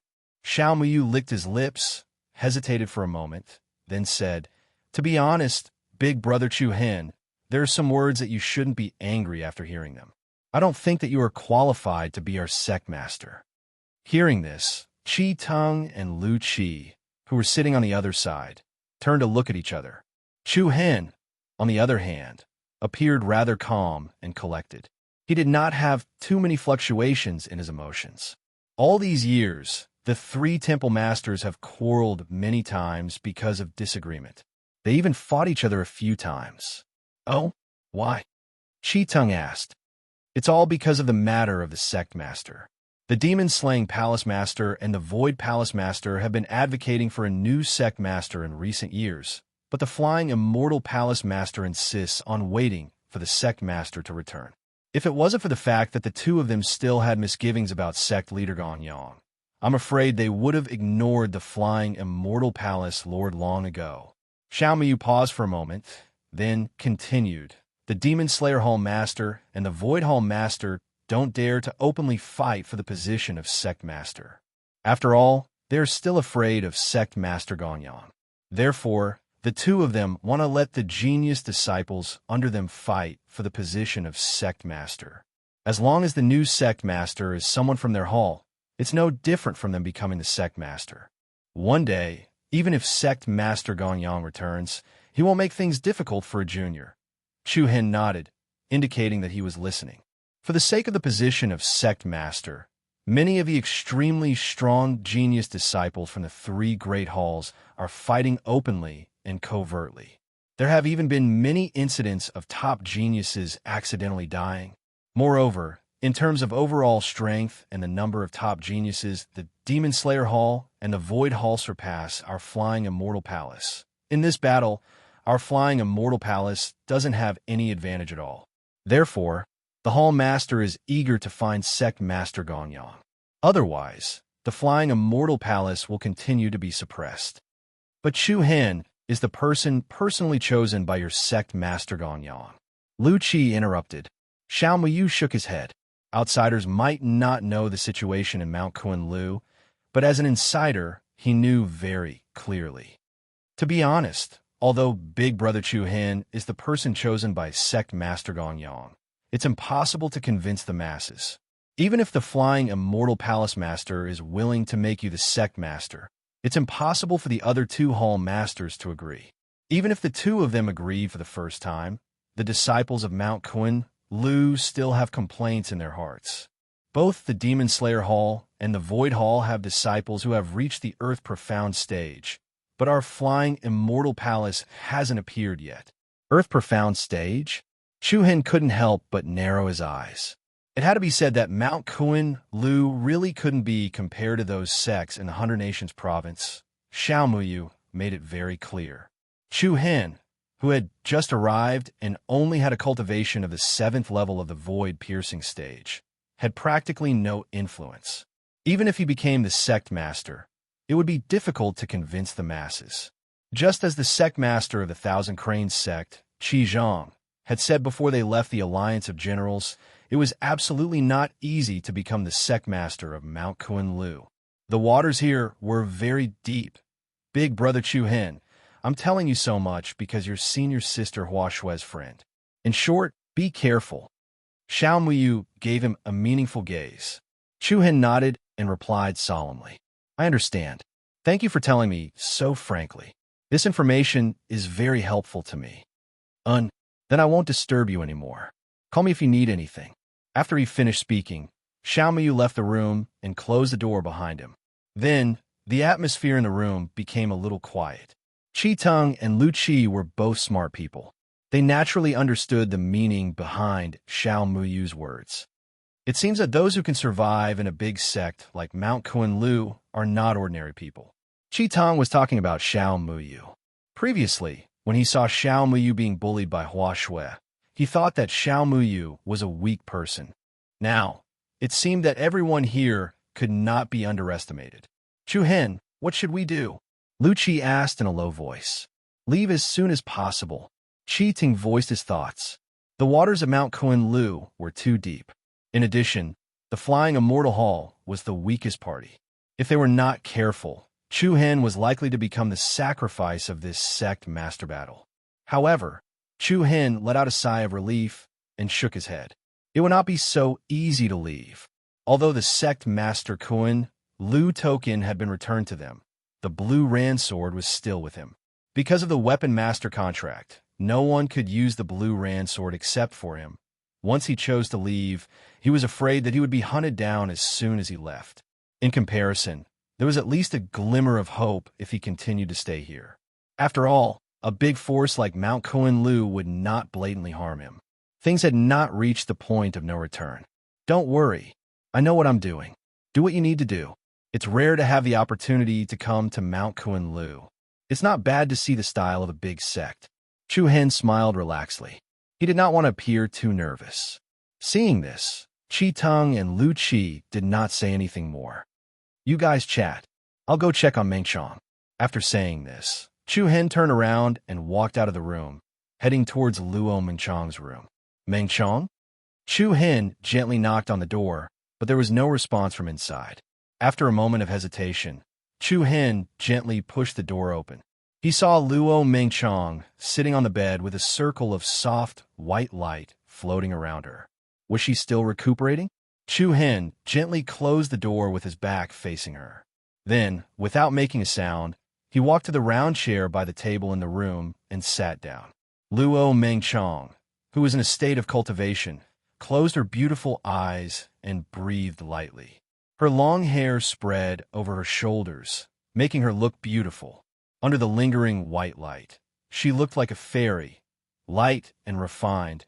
Chu Hen quietly observed the other party's devastatingly beautiful face as a gentle smile involuntarily rose from the corners of his mouth. It was as if he was already very satisfied to be able to look at her quietly like this. Buzz! Suddenly, a very obscure but strong wave of power suddenly came from Luo Mengchong's body. Compared to the past, Chu Hen could clearly feel that the mysterious power in Luo Mengchong's body had become a lot more restless this time. Then, under Chu Hen's surprised gaze, a subtle spirit tattoo appeared in the middle of Luo Mengchong's delicate eyebrows. This is? Chu Hen focused and saw that the spirit tattoo was actually a strange crescent moon.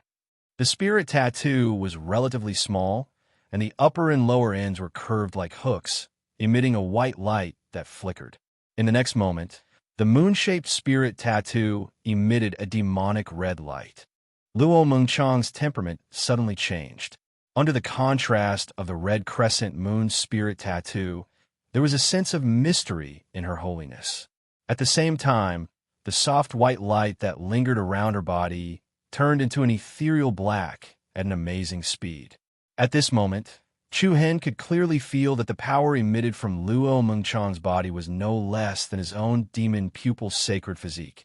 Chu Hen was surprised and doubtful, and his slightly furrowed eyebrows were filled with worry. He knew that the limits of Luo Mengchong's bloodline were getting stronger and stronger, but he also felt that it was getting harder and harder for her to control her own power. Ninth Nether's sacred physique? Could this also be one of the 10 strongest sacred physiques? What made Chu Hen relax was that the changes that happened to Luo Mengchong did not last for too long. In less than half an hour, the aura on her body gradually stabilized, and the red divine moon spirit mark between her eyebrows quietly disappeared. The illusory black light outside her body was once again replaced by a holy white light. Chu Hen let out a sigh of relief, then got up, walked to the window, and gently opened it. A gust of fresh mountain spirit air blew into his face. At this moment, the sky outside had already darkened, and the sky was densely covered with stars, dotted with bright stars. The vast and mysterious endless stars were like the people of this boundless continent. Some were brilliant and dazzling, while others were gloomy and mediocre. A silver light flashed in Chu Hen's eyes, and he softly muttered, "It's time to cultivate the 4th chapter of the 7-star sacred scripture." In the blink of an eye, it was already the second half of the night. It was completely silent, and only the sounds of insects could be heard in the distant mountain stream. The night of Mount Kunliu was still very peaceful. After all, there was a defensive boundary formation, and if a stranger broke in, it would alert the experts inside. Thus, there was no need to worry about unscrupulous people causing trouble here. Just as Chu Hen was standing in front of the window, reviewing the 4th chapter of the 7-star sacred scripture, a pair of soft, boneless hands suddenly covered his eyes from behind. "I caught a bad guy who broke into a girl's boudoir at night. Tell me honestly, what are your intentions?" Chu Hen smiled, pretending to be afraid, and said, "I was too careless, leaving my back to the enemy.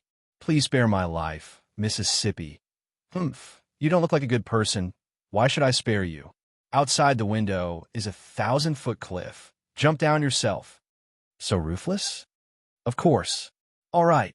As soon as Chu Hen finished speaking, he suddenly turned around and picked Luo Mengchong up. "Ha! If I'm going to jump, I'm going to drag you down with me." Luo Mengchong, who was caught off guard, was directly embraced by him. Her pretty face blushed, and she patted his shoulder lightly. "Put me down. I don't want to." Chu Hen looked at her naughtily. Their eyes met, and the tips of their noses almost touched. "I'll let you go after a kiss. Then you have to keep your word." Luo Mengchong pouted, and her beautiful eyes were like water. When have I, Chu Hen, ever gone back on my word? Luo Mengchong pursed her small mouth, then gently moved forward and pressed her cherry lips against Chu Hen's mouth. Chu Hen accepted her gentleness without hesitation. His teeth nibbled on her red lips, and they rubbed against each other. Then his tongue pried open Luo Mengchong's pearly white teeth, found her small tongue, and intertwined. Chu Hen picked up Luo Mengchong and pressed her down on the bed. Luo Mengchong's cheeks were red, and her eyes were watery. She gently pressed her hands against Chu Hen's chest. I'm done kissing you. Let go of me. I didn't say I'd only kiss you once. A naughty smile appeared in Chu Hen's eyes. After saying that, he gently kissed her cherry lips. At the same time, Chu Hen's hands roamed around Luo Mengchong's exquisite and perfect body. Luo Mengchong's breathing became heavier, and her eyes became a little blurred. However, at this moment, the melodious sound of a flute suddenly entered their ears. This flute sound was especially ethereal and crisp, and it had a strong penetrating power. In the dark night, the sudden sound of the flute was beautiful and pleasant to listen to. Moreover, it had an irresistible charm. Chu Hen and Luo Mengchong involuntarily stopped. Chu Hen looked at her and saw that Luo Mengchong's eyes had become clear again, and her heavy and chaotic breathing had also calmed down. She quietly stared at Chu Hen's eyes and listened to the ethereal flute sound. Her red lips parted slightly, and she murmured. Chapter 6:22. Someone is calling me. Listening to the ethereal and beautiful mysterious sound of the flute, Luo Mengchong softly said such a sentence. Chu Hen looked at her with some confusion. The two of them were so close to each other. He stared at Luo Mengchong, who was pressed under his body. Her moving beauty would definitely make any man unable to control the flames of passion in his heart. However, the sound of the flute coming from outside had a strong penetrating power, going straight into the heart and into the soul. The other party seemed to be stopping Chu Hen from doing so. Who is it? Chu Hen asked softly. Luo Mengchong shook her head blankly and opened her red lips slightly. I don't know, but I can tell that the person wants me to go out. Do you want to go? Yes. Luo Mengchong nodded. For some reason, she could not resist the mysterious sound of the flute. It was as if an invisible hand was pulling her heart and asking her to go out. Okay, Chu Hen agreed and then let go of her. At this time, Luo Mengchong hugged Chu Hen's neck and got up to leave a light kiss on his lips. Her beautiful eyes were filled with gentle ripples as she whispered in Chu Hen's ear. Can we wait until next time? Chu Hen smiled, and a glimmer of pity flashed in his eyes. He immediately nodded and helped her up. Let's tidy up. I'll go out with you to take a look. Okay. Luo Mengchong readily agreed. She then tidied up the wrinkled dress on her body and combed her messy hair. Then the two of them went out of the room together. Late at night, Mount Kunliu was quiet and there was no one around. However, the melodious sound of the flute continuously flowed into the ears of the two of them. The ethereal sound was like the night breeze from a deep place, calming one's heart. Chu Hen and Luo Mengchong kept following the direction of the sound of the flute. However, what was strange was that the mysterious sound of the flute seemed to only be directed at the two of them. As for the other people in Mount Kunliu, they were not alarmed at all. The two of them became more and more confused. Who exactly was summoning Luo Mengchong? The sound came from over there. Luo Mengchong pointed in a direction. There was a bridge that was over 1,000 feet long. It was connected to both sides by heavy black chains, and the middle was paved with thick wooden planks. On the opposite side of the bridge was a giant peak with broken walls. Its horizontal surface looked as if it had been chopped in half by a giant axe. It was extremely steep. Before stepping on the bridge, Chu Hen held Luo Mengchong's hand tightly. He carefully moved forward, his heart surging with caution. Around the middle of the bridge, a figure wrapped in a black robe appeared in their line of sight. That person stood like a statue at the edge of the cliff on the other side of the bridge.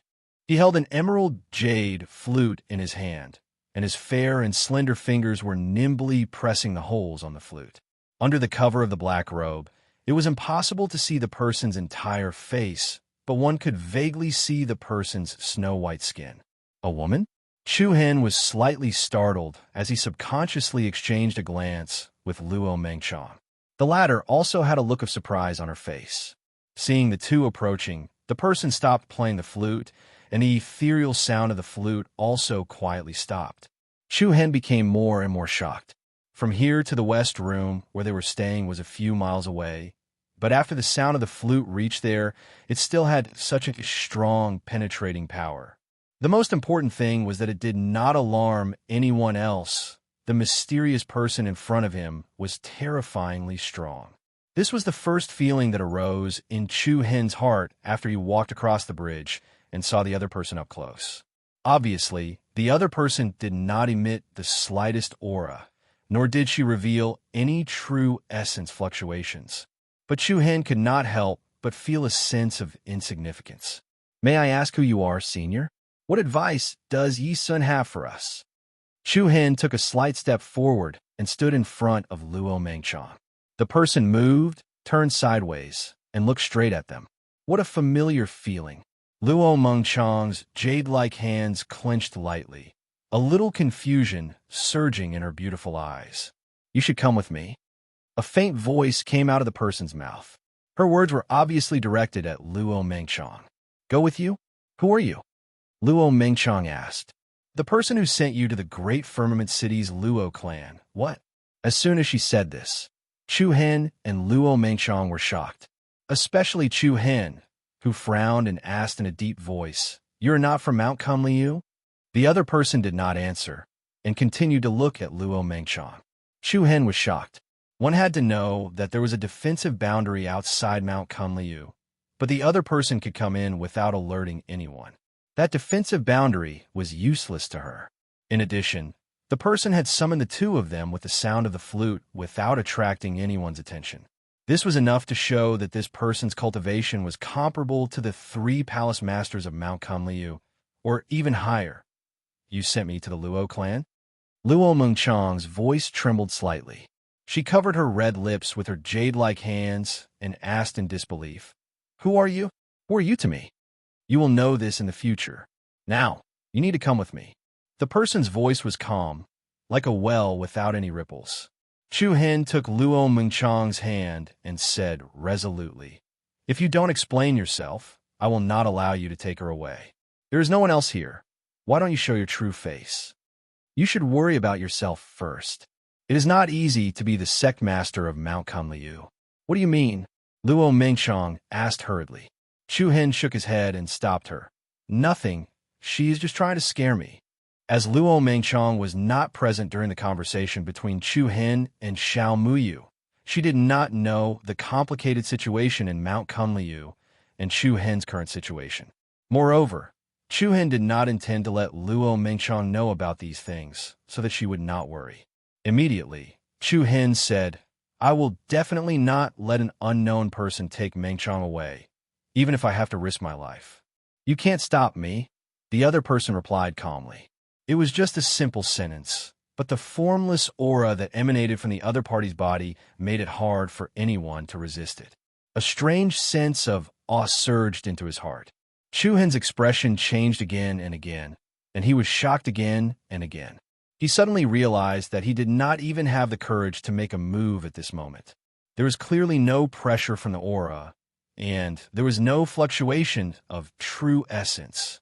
It was just a simple sentence, but it instantly made him feel insignificant, and he immediately received the signal of failure.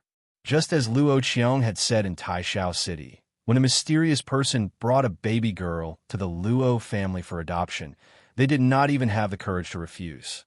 Too strong. It was as if a single thought from the other party was enough to destroy them. "Don't hurt Chu Hen." Luo Mengchong looked at the person and said with determination, "I will not go with you." Just because of him, the mysterious person pointed at Chu Hen and said, "Yes, don't you want to know about your past?" Luo Mengchong's delicate body trembled slightly, and she bit her red lips with her silver teeth, then shook her head. "I want to, but I will not leave him." When Chu Hen heard this, he felt a warm current flow through his heart, and he was very touched. He did not want Luo Mengchong to leave, but he also wanted to understand the mystery of her past. However, the mysterious person's next words surprised the two of them. If it wasn't for the fact that your life was in danger, I would not have appeared so early. What did you say? Chu Hen's eyes were wide open, and he frowned as he stared at the other party, trying to see through the black robe. The mysterious person nodded slightly, and the bright moonlight shone on her chin and neck. Her lips moved slightly, and she said, "You have already begun to lose control of the power of the Abyss Saint Body." Whoosh! When they heard the words Abyss Saint Body, Chu Hen and Luo Mengchong no longer had any doubts in their hearts. The other party was definitely the mysterious person who sent Luo Mengchong to the Luo family back then. This was because even Luo Qiong did not know about the Abyss Saint Body. From the beginning to the end, Luo Mengchong had only told Chu Hen. Chapter 6:23. You're starting to lose control of the power of the sacred netherworld body. Hearing the mysterious person reveal the limits of Luo Mengchong's bloodline, Chu Hen no longer had any doubts in his heart. The other party was indeed the mysterious person who had sent Luo Mengchong to the Luo family back then. Only that person would truly understand her. However, what caught Chu Hen's attention was the other party's words just now. If it wasn't for the fact that her life was in danger, I wouldn't have appeared so early. Did you just say that Luo Mengchong's life is in danger? Chu Hen stared at the other party. The mysterious person raised her head slightly. Her voice was still indifferent, but her tone was obviously more cautious. The purity of your bloodline is higher than I expected. You should be able to feel it yourself. The power of the sacred netherworld body is getting more and more out of control. I need to teach you how to use and control the power of the sacred body. Luo Mengchong hesitated on the spot, not knowing how to answer. Chu Hen could not help but think of the scene he saw in Luo Mengchong's room today. Compared to the past, the power in Luo Mengchong's body was indeed getting more and more restless, especially the red crescent moon spirit tattoo that appeared between her eyebrows. It had an even more unsettling aura. Intuition told Chu Hen that what the mysterious person said was most likely true. Moreover, from the various signs that the other party had shown, she did not have any ill intentions towards Luo Mengchong. Moreover, with the other party's unfathomable cultivation, even if she forcefully took Luo Mengchong away, Chu Hen would not be able to stop her. Of course, Chu Hen was naturally most concerned about Luo Mengchong's safety. If it really involved the power of her bloodline and her life was in danger, even if Chu Hen was extremely reluctant, he would not be stupid enough to keep her by his side. Do you still have any questions? The mysterious person said calmly. If not, then leave. But Luo Mengchong's jade-like hands clenched into fists as she glanced at Chu Hen with reluctance and said, "Can't you stay here and help me?" Ever since the battle in Moonbound City, Luo Mengchong had made up her mind to stay by Chu Hen's side in the future. The two of them were like a knot that could not be untied, and they were also a calamity that could not be resolved in each other's hearts. Although the two of them had not been separated for nearly half a year, the truth was that they did not spend much time alone together because of all the things that had happened. Luo Mengchong did not want to be separated from Chu Hen so soon. The Holy Abyss body is different from ordinary bloodlines. Other than teaching you how to control this power yourself, I also need to borrow external forces to help you evolve your bloodline, the mysterious person replied. She glanced at Chu Hen and continued, "You've already wasted 20 years of time. The next few years will be very important to you. I can make you even stronger, become stronger." When she heard this, Luo Mengchong's heart was moved. However, the reason why she was moved was not because of herself, but because of Chu Hen. If she could perfectly activate and control the power of the Holy Abyss body, when she encountered danger in the future, she would not have to watch Chu Hen fight alone in fear. Just like the battle with the Sacred Star Dynasty's imperial ancestor, if Luo Mengchong could reach the same level as Chu Hen, that battle would not have been so difficult. Luo Mengchong hesitated. She did not know how to choose. Go! At this moment, Chu Hen gently patted her shoulder, his eyes filled with a faint gentleness. No matter what, the power of the Holy Abyss body might threaten Luo Mengchang's life. So Chu Hen had to let her go. Moreover, the current situation in Mount Kunliu was very complicated. The Flying Immortal Palace was the weaker party, so it was hard for Chu Hen to guarantee what kind of unforeseen event they would encounter. The blue Ran sword was tied to him, so he definitely could not leave. In this case, letting Luo Mengchang leave with this person was the best choice. Luo Mengchang gently bit her red lips, her beautiful eyes filled with traces of tears.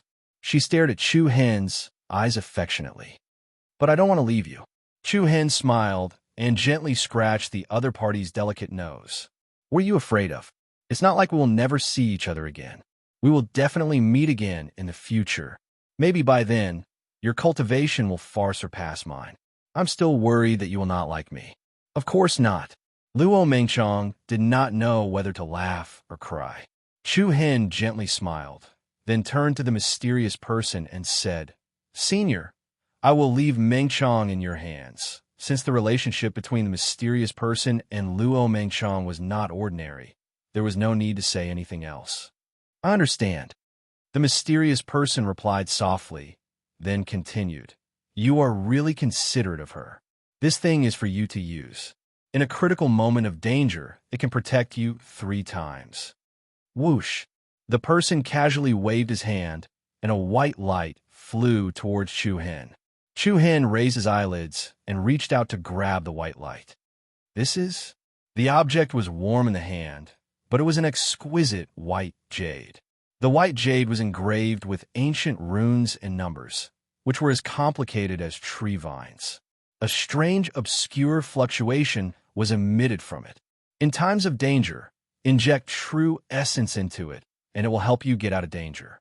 Remember, you can only use it 3 times, the mysterious person said.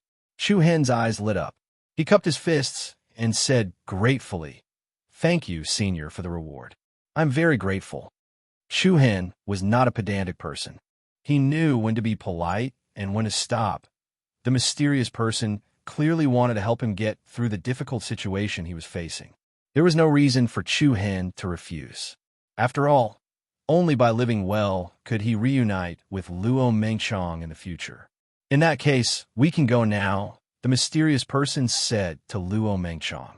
In life, the most difficult thing was to be separated by death. When you are used to having another person to accompany you, suddenly you are the only one left. That kind of sadness was very touching. Chu Hen tried to make himself look relaxed. He put his arm around Luo Mengchang's shoulder and kissed her forehead gently and affectionately. "Go, wife, don't run away with other men. Otherwise, I won't have a place to cry." Listening to the other party's joke, Luo Mengchang could not laugh. She caressed Chu Hen's face with her white hand and said softly, "Take care of yourself." "Take care of yourself. I'll be back soon." "Okay." Chu Hen nodded and smiled. Soon after, under Chu Hen's gaze, Luo Mengchang gradually walked further and further away from the mysterious person, slowly disappearing into the night. Many reluctance surged in Chu Hen's heart like a tide. Fortunately, Luo Mengchang did not know the chaotic situation that Chu Hen was about to face. Otherwise, she would not have left. Looking at the beautiful figure that gradually disappeared, Chu Hen felt like he was in the crowd, sending his lover on a journey far away. He murmured to himself softly, "This is the last time. We will never be separated again." After the deep sadness of parting, Chu Hen could not help but think of his own life. It seemed that his fate was surprisingly similar to Luo Mengchang's. She was the adopted daughter of the Luo family, while he was the adopted son of the Long family. She had the bloodline limit of the holy body of the Abyss, while he had the holy body of the demon pupil. How could this be? Chu Hen was terrified as he thought about it. A middle-aged man with a gentle temperament suddenly appeared in his mind. Li Wuxiang, a mysterious man who had the same demon pupil as him. Combining all these factors together, Chu Hen couldn't help but wonder if his encounter with Li Wuxiang in Flaming Rain City was just a coincidence, or if it was predetermined by fate. Perhaps that mysterious man was the only person who knew about his own life. But where was Li Wuxiang now? The last time Chu Hen saw him was when he escaped from the capital and arrived at the Hidden Wind region. At that time, he only asked him to collect 7-star soul pearls and said that it was necessary. As for other things, he did not mention them. Li Wuxiang also clearly said that from then on, he would not interfere in any of Chu Hen's matters. No matter what difficulties Chu Hen encountered, he would solve it himself. Previously, there was nothing wrong with these words. Now that he thought about it carefully, the meaning of Li Wuxiang's words seemed to be reminding Chu Hen not to rely on anyone in the world. Was Li Wuxiang really related to him? The more Chu Hen thought about it, the more confused and excited he became. Indeed, how could a small sacred star dynasty have 2 people with the bloodline of the demon pupil? Now, Chu Hen only wanted to find Li Wuxiang and ask him. But where exactly was the other party? Chu Hen could not think of it at all. After all, the 2 of them had only met twice. After a long time, Chu Hen's emotions gradually calmed down. His chaotic heart calmed down. There were only 2 possible outcomes. First, he and Li Wuxiang really did have a relationship. Then, one day in the future, he would naturally appear in front of him. Second, his encounter with Li Wuxiang was just a coincidence. Then there was no need to be conflicted. Even if he found him, he would not get any results. However, Chu Hen firmly believed that as long as he was strong enough, there would be no secrets in this world. Whether it was the mysterious person who took Luo Mengshang or Li Wuxiang who had the demon pupil sacred body. The reason why they were mysterious was because their cultivation was so strong that he could only look up to them. No strong person would explain too much to a weak person. In an instant, Chu Hen's eyes bloomed with determination again. In the horizon, the first rays of dawn broke, and the morning glow began to dye the sky. Chapter 624. What? Miss Mengshang left? What happened?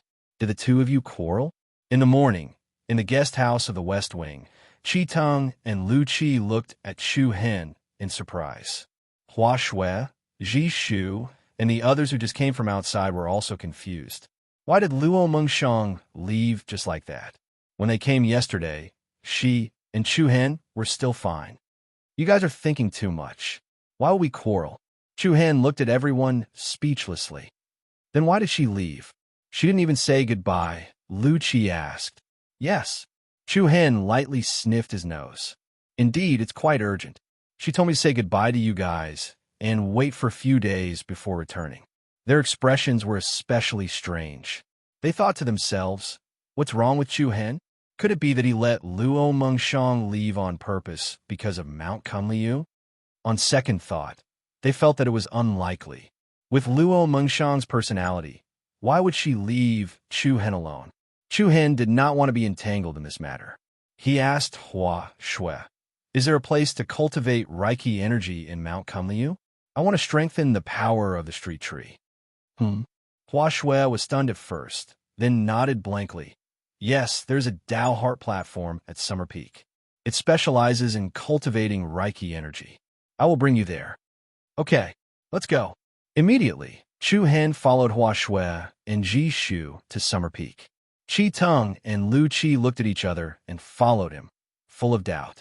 The few of them walked in the air and looked down at the steep peaks of Mount Kunliu.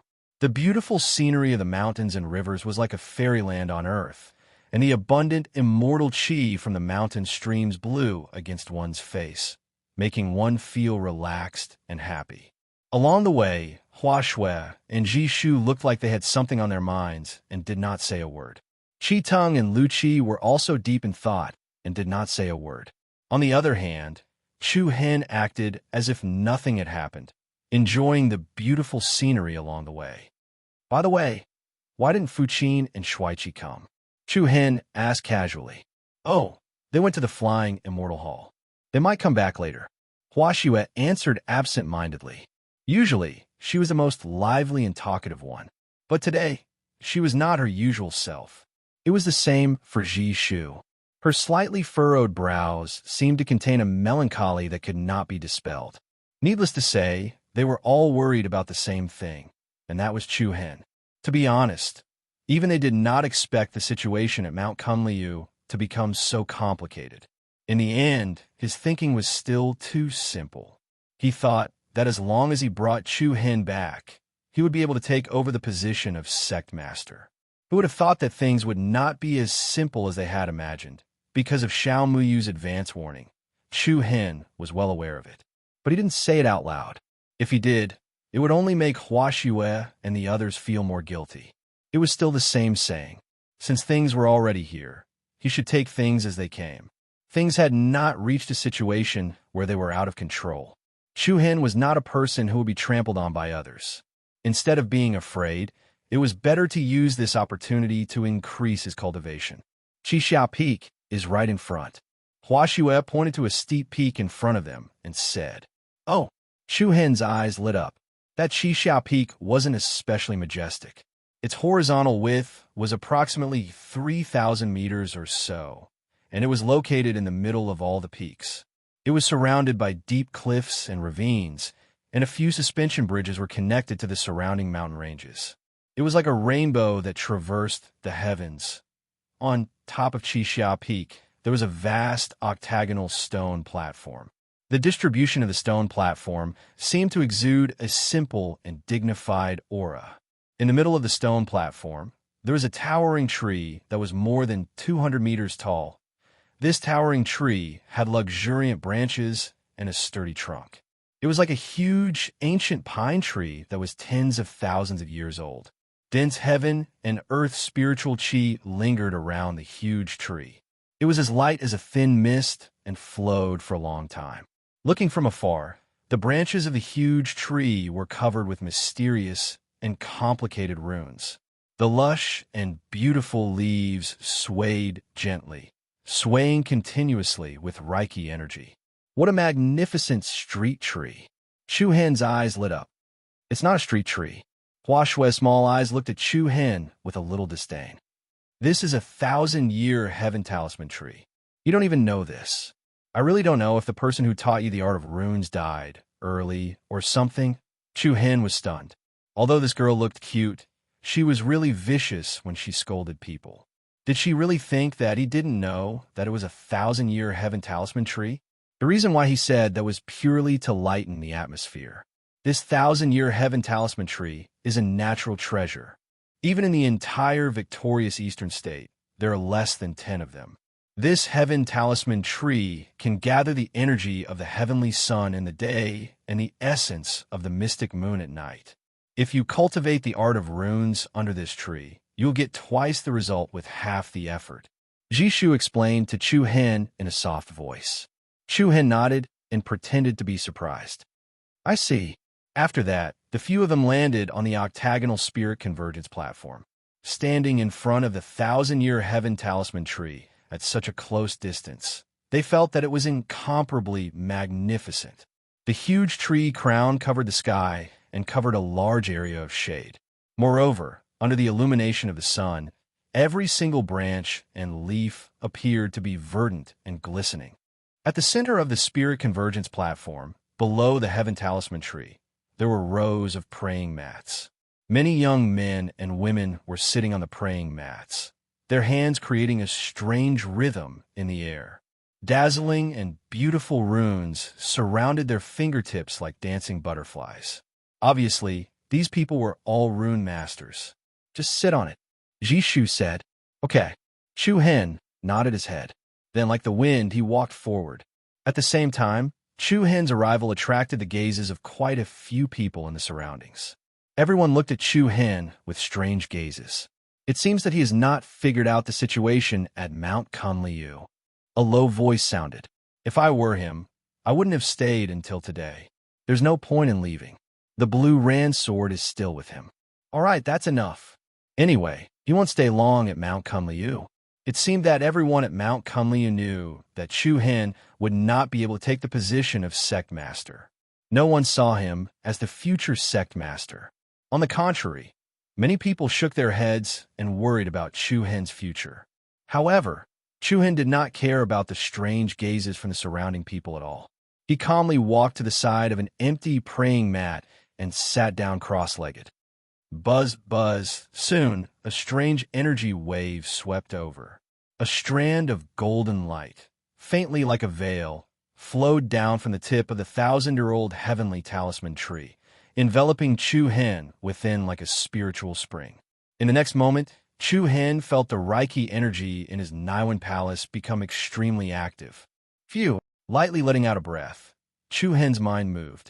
He separated out a strand of spiritual energy and extended it to the tip of his fingers.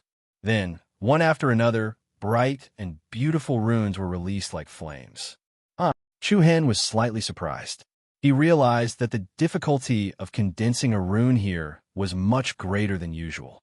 However, the amount of Reiki energy consumed was reduced by half. In other words, if Chu Hen wanted to condense 100 runes, he would only need about 5 seconds. If it was now, he would need about 20 seconds. Obviously, the difficulty had increased by 3 to 4 times. This was indeed good for practicing the control and application of runes. After all, when one got used to difficult things, it would be very easy to do simple things. Condensing runes was much more difficult than usual. However, the consumption of Reiki energy was less, which enabled one to stay here for a longer time. It had to be said that practicing here could indeed save a lot of time. Seeing Chu Hen practicing runes as if nothing had happened, Hua Xue and the other girls were a little confused. Did he really not know, or was he pretending? Hua Xue and Jishu were a little confused. Don't worry about it, you two. Qitong came over and said. In fact, Chu Hen has already known about those things. Sure enough, Hua Xue and Jishu felt guilty. It's all our fault. Believe him. When did you see him accept his fate? Maybe he has already come up with a countermeasure. Hearing Qitong's words, the two girls were a little less worried. We are not spiritual tattooists, so we won't stay here. Both Qitong and Lu Qi knew Chu Hen well. They knew that Chu Hen would not be bullied by others. Seeing that he was so calm from beginning to end, they were not particularly worried. Rather than blindly following the other party around, it was better to cultivate elsewhere. Well, there's the Sky Martial Arts Stage 5 kilometers southeast and the Martial Arts Steel 8 kilometers northwest. You can go there and have a look. Jishu reminded them. Okay, we got it. Then, Qitong and Lu Qi left one after another. Jishu and Hua Xue didn't know what to do, so they just followed Chu Hen and practiced runes under the heavenly rune tree. As time went on, more and more tattooists of the Kunliu school came to the soul collection stage. Chu Hen didn't pay attention to what was happening around him. Both of his hands were constantly deducing strange and complicated rune numbers. The runes that flickered with a mysterious luster were linked together. One after another, exquisite rune techniques took shape on his fingertips. Gradually, Chu Hen's speed became faster and faster, almost reaching the level of forgetfulness. With him as the center, the air started to move rhythmically. Under his skillful technique, the runes were constantly flashing light patterns of various attributes. Waves of air rose and stacked, and the surrounding airflow became much more rapid. Oh! However, at this moment, a thunderous roar suddenly rang out from the Spirit Convergence platform without any warning. The sudden shout was like a thunderbolt, which caught everyone off guard. Their hearts trembled, and the runes in their hands burst into endless light and shadow. Who is so rude? Isn't it too harmful? It must be on purpose. The tattooists were furious. However, compared with others, Chu Hen was the one who suffered the most impact. His ears were buzzing, and his qi and blood surged. His face suddenly turned pale, and a stream of blood flowed down the corner of his mouth. If one's practice was forcibly interrupted without the slightest precaution, it was serious enough to kill him. Obviously, the opponent was targeting Chu Hen. Chapter 6:25. A thunderous roar suddenly swept over without any warning, directly interrupting the cultivation of the rune masters below the 1,000-year heavenly talisman tree. Many people were knocked to the ground by this explosive roar, and the runes on their fingertips completely shattered into surging, chaotic waves of air. Everyone was infuriated and started cursing. What the hell? Who is so rude? Are they trying to kill someone? It must be on purpose. Damn it. I'm going to report this to the disciplinary elder. My soul is about to disappear from my body. However, in the next second, the curses in the entire Tao Heart platform came to an abrupt halt. The people who were furious just a moment ago all shut their mouths, and the expressions on their faces underwent a huge change from anger to fear and reverence. Under everyone's angry but silent gazes, 7 or 8 young figures with arrogant auras walked over.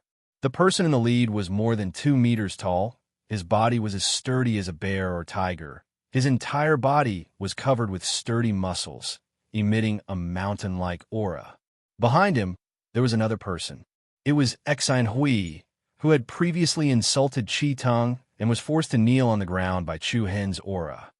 "It's Bai Lian." Jishu was startled and said in surprise. Hua Shui's expression also changed slightly. No wonder everyone did not dare to speak. This Bai Lian was ranked 3rd in the younger generation of the Demon Slayer Hall.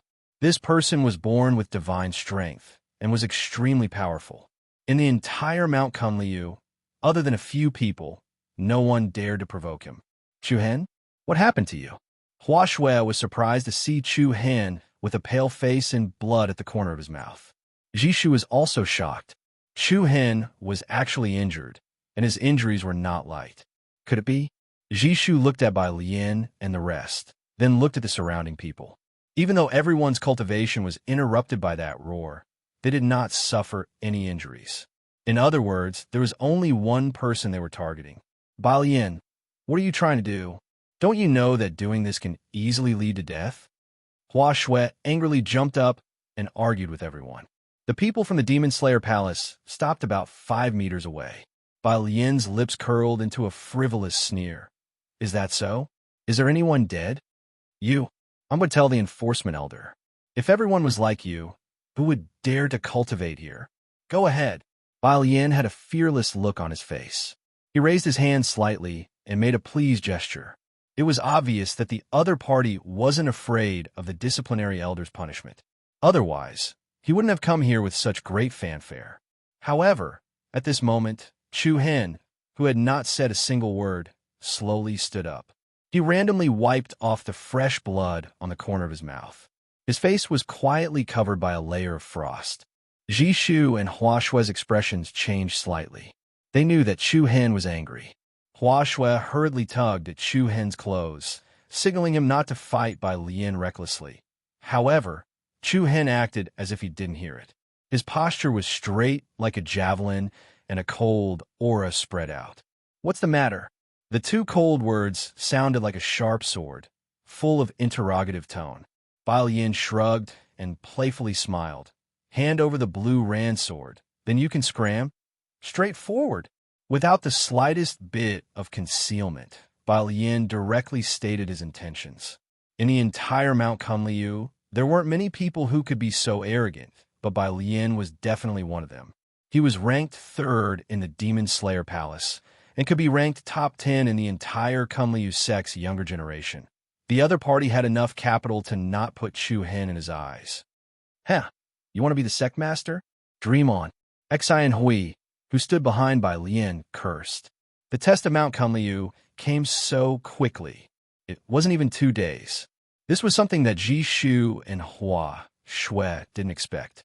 The Flying Immortal Palace Master might be able to restrain the Demon Slayer Palace Master and the Void Palace Master for a short period of time, but he always turned a blind eye to the competition between his disciples. After all, it was inevitable for young people to have conflicts. Since Bai Lian dared to brazenly come to Chu Hen to ask for the blue Ran sword, he wasn't worried about the consequences he would have to bear. "Hand over the blue Ran sword, and you can scram." He didn't give any face at all. The competition between sects was this cruel. Facing the powerful pressure released by Bai Lian, Chu Hen stood still, unmoving like a mountain, firm like a rock. He said coldly, "What if I don't give it to you?" "That's simple. I'll beat you until you give it to me," Bai Lian said with contempt. After he finished speaking, a vigorous and fierce qi gushed out from Bai Lian's body, and an extremely powerful pressure crushed over like a torrent. The airflow between heaven and earth became abnormally chaotic. The surrounding people's expressions all changed, and they hurriedly retreated to avoid being caught in the crossfire. The peak of the 9th level of the void-piercing realm. The aura released by Lian was actually much stronger than that of the Sacred Star Dynasty's imperial ancestor. The other party was most likely already half a foot into the Earth Profound realm. Hua Shui and Ji Shu became more and more uneasy. They wanted to bring Chu Hen away, but the coldness emitted from his body made them not dare to approach him. Still putting on an act. The group of people from the Demon Slayer Palace wanted to see panic and begging for mercy on Chu Hen's face, but from start to finish, he appeared to be abnormally calm. Lian crossed his arms in front of him and looked at the slightly thin figure with contempt. I'll give you 2 choices. Hand over the blue Ran sword yourself, or I'll go and get it myself. But if I do that, it's hard to guarantee that you won't break 2 arms or a leg. The surrounding people couldn't help but look at Chu Hen with sympathy. Of course, from their point of view, Chu Hen only had himself to blame. He wanted to be the sect master, but he didn't expect that the disciples of the sect didn't even put him in their eyes. However, Chu Hen smiled, and his smile was especially sarcastic. He coldly looked at Bai Lian and the others in front of him, and his voice was clear and powerful. I don't mean to target anyone. I just want to say that all of you here are trash. Trash. The 2 ice-cold words caused the surrounding people to be completely shocked. The faces of Bai Lian and the others instantly darkened. Without waiting for them to speak, Chu Hen directly extended his right index finger, and with an incomparably provocative posture, he launched a counterattack. I'm in a hurry. All of you come at me together. Hua. The entire Spirit Convergence Tao Heart platform instantly burst into an uproar. They originally thought that Bai Lian was already arrogant enough, but who would have thought that Chu Hen was even more arrogant? You're courting death. Xian Hui angrily roared, and he was the first to explode with a powerful aura and charge at Chu Hen. Yesterday, he had lost face in the hands of Chu Hen, and today, while Bai Lian was here, he must get back at him. Apart from Bai Lian, the others also closely followed Xian Hui, one after another releasing vast and vigorous true inner energy. Stinking brat, today I will teach you how to be a person. Xian Hui flipped his palm outwards, and the powerful true inner energy first bloomed like fireworks, then quickly converged and gathered together, like spiritual vines intertwining with each other, and in an instant turned into a sharp sword that was as sharp as a rainbow. Hiss! Accompanied by the sound of the air being torn apart, the sharp sword shadow directly stabbed at Chu Hen's heart. The speed of the sword was like a thunderclap. Chu Hen, be careful. Seeing that Chu Hen was still standing in the same place, Ji Shu could not help but exclaim a warning. However, just as the sword attack in Xian Hui's palm was less than 5 centimeters away from Chu Hen directly turned his body sideways with a roundhouse kick, and a heavy leg covered in a dense black aura dragged a series of afterimages in the air, instantly sweeping the opponent's face. Bang! The dull sound of the explosion made everyone's heart tremble. In an instant, Xian Hui's head flew up, and his whole body flew out. Scarlet blood, mixed with a dozen broken teeth, burst out together. Pong! With a muffled sound, Xian Hui flew nearly 100 meters away and could not even get up. What? Looking at the half-dead Xian Hui, everyone only felt a chill down their spine. Chu Hen's kick was really ruthless. Watch my palm. Immediately after, the other people's attacks impressively arrived in front of them. The person in front of them leaped high, flashed to a height of more than 10 meters, and with a condescending diving posture, struck out with a powerful palm that could topple mountains and overturn seas. Oof. The corner of Chu Hen's mouth curled up into a cold smile. His figure moved, and a circle of air waves appeared on the ground, and he immediately disappeared from where he stood. That person's palm attack hit empty air, and a layer of surging waves of true energy bloomed in the air. Just as he was about to strike out his second palm, an icy cold aura suddenly came from behind him. Not good. That person's heart trembled, and just as he was about to turn around to attack, a pair of strong and powerful palms firmly grasped his shoulder. Too slow. A mocking voice sounded, and in the next moment, that person felt the world spin and saw his whole body flip backward, showing a posture of upside down. Before the other party could react, Chu Hen directly grabbed the other party's shoulder and quickly fell down with his own body. Both of their heads were facing down, and their legs were facing up, as if they were falling upside down. The wind howled angrily, and the air waves whistled. Just before they landed, Chu Hen immediately loosened his hands and flipped out in the air, and that person directly hit the ground with his head like a cannonball. Boom! The earth shook, and the entire Spirit Convergence Tao Heart platform trembled. Large and small rocks flew wantonly, and dust flew everywhere. A more than 10 meters wide pit suddenly appeared in front of everyone, and that genius expert of the demon-slaying hall was lying in the pit with his head tilted, and fresh blood had already covered his entire face. He was motionless, like a dead dog, and it was unknown whether he was still alive or not. Ruthless. Really damn ruthless. Landing in that kind of posture, even if he was saved, he would probably be crippled. Bai Lian's eyes were extremely cold, and his face was filled with a cold intent. Chapter 626. Boom! Bang! A series of heavy explosions rang out in the air above the Tao Heart platform, and the impact of the true essence was like a thunderclap. At this moment, everyone in the Tao Heart platform was scared silly. They saw Chu Hen single-handedly challenging nearly 10 geniuses from the demon-slaying hall. First, Exine Hui, who was at the 7th rank of the void-piercing realm, was kicked to the ground by Chu Hen.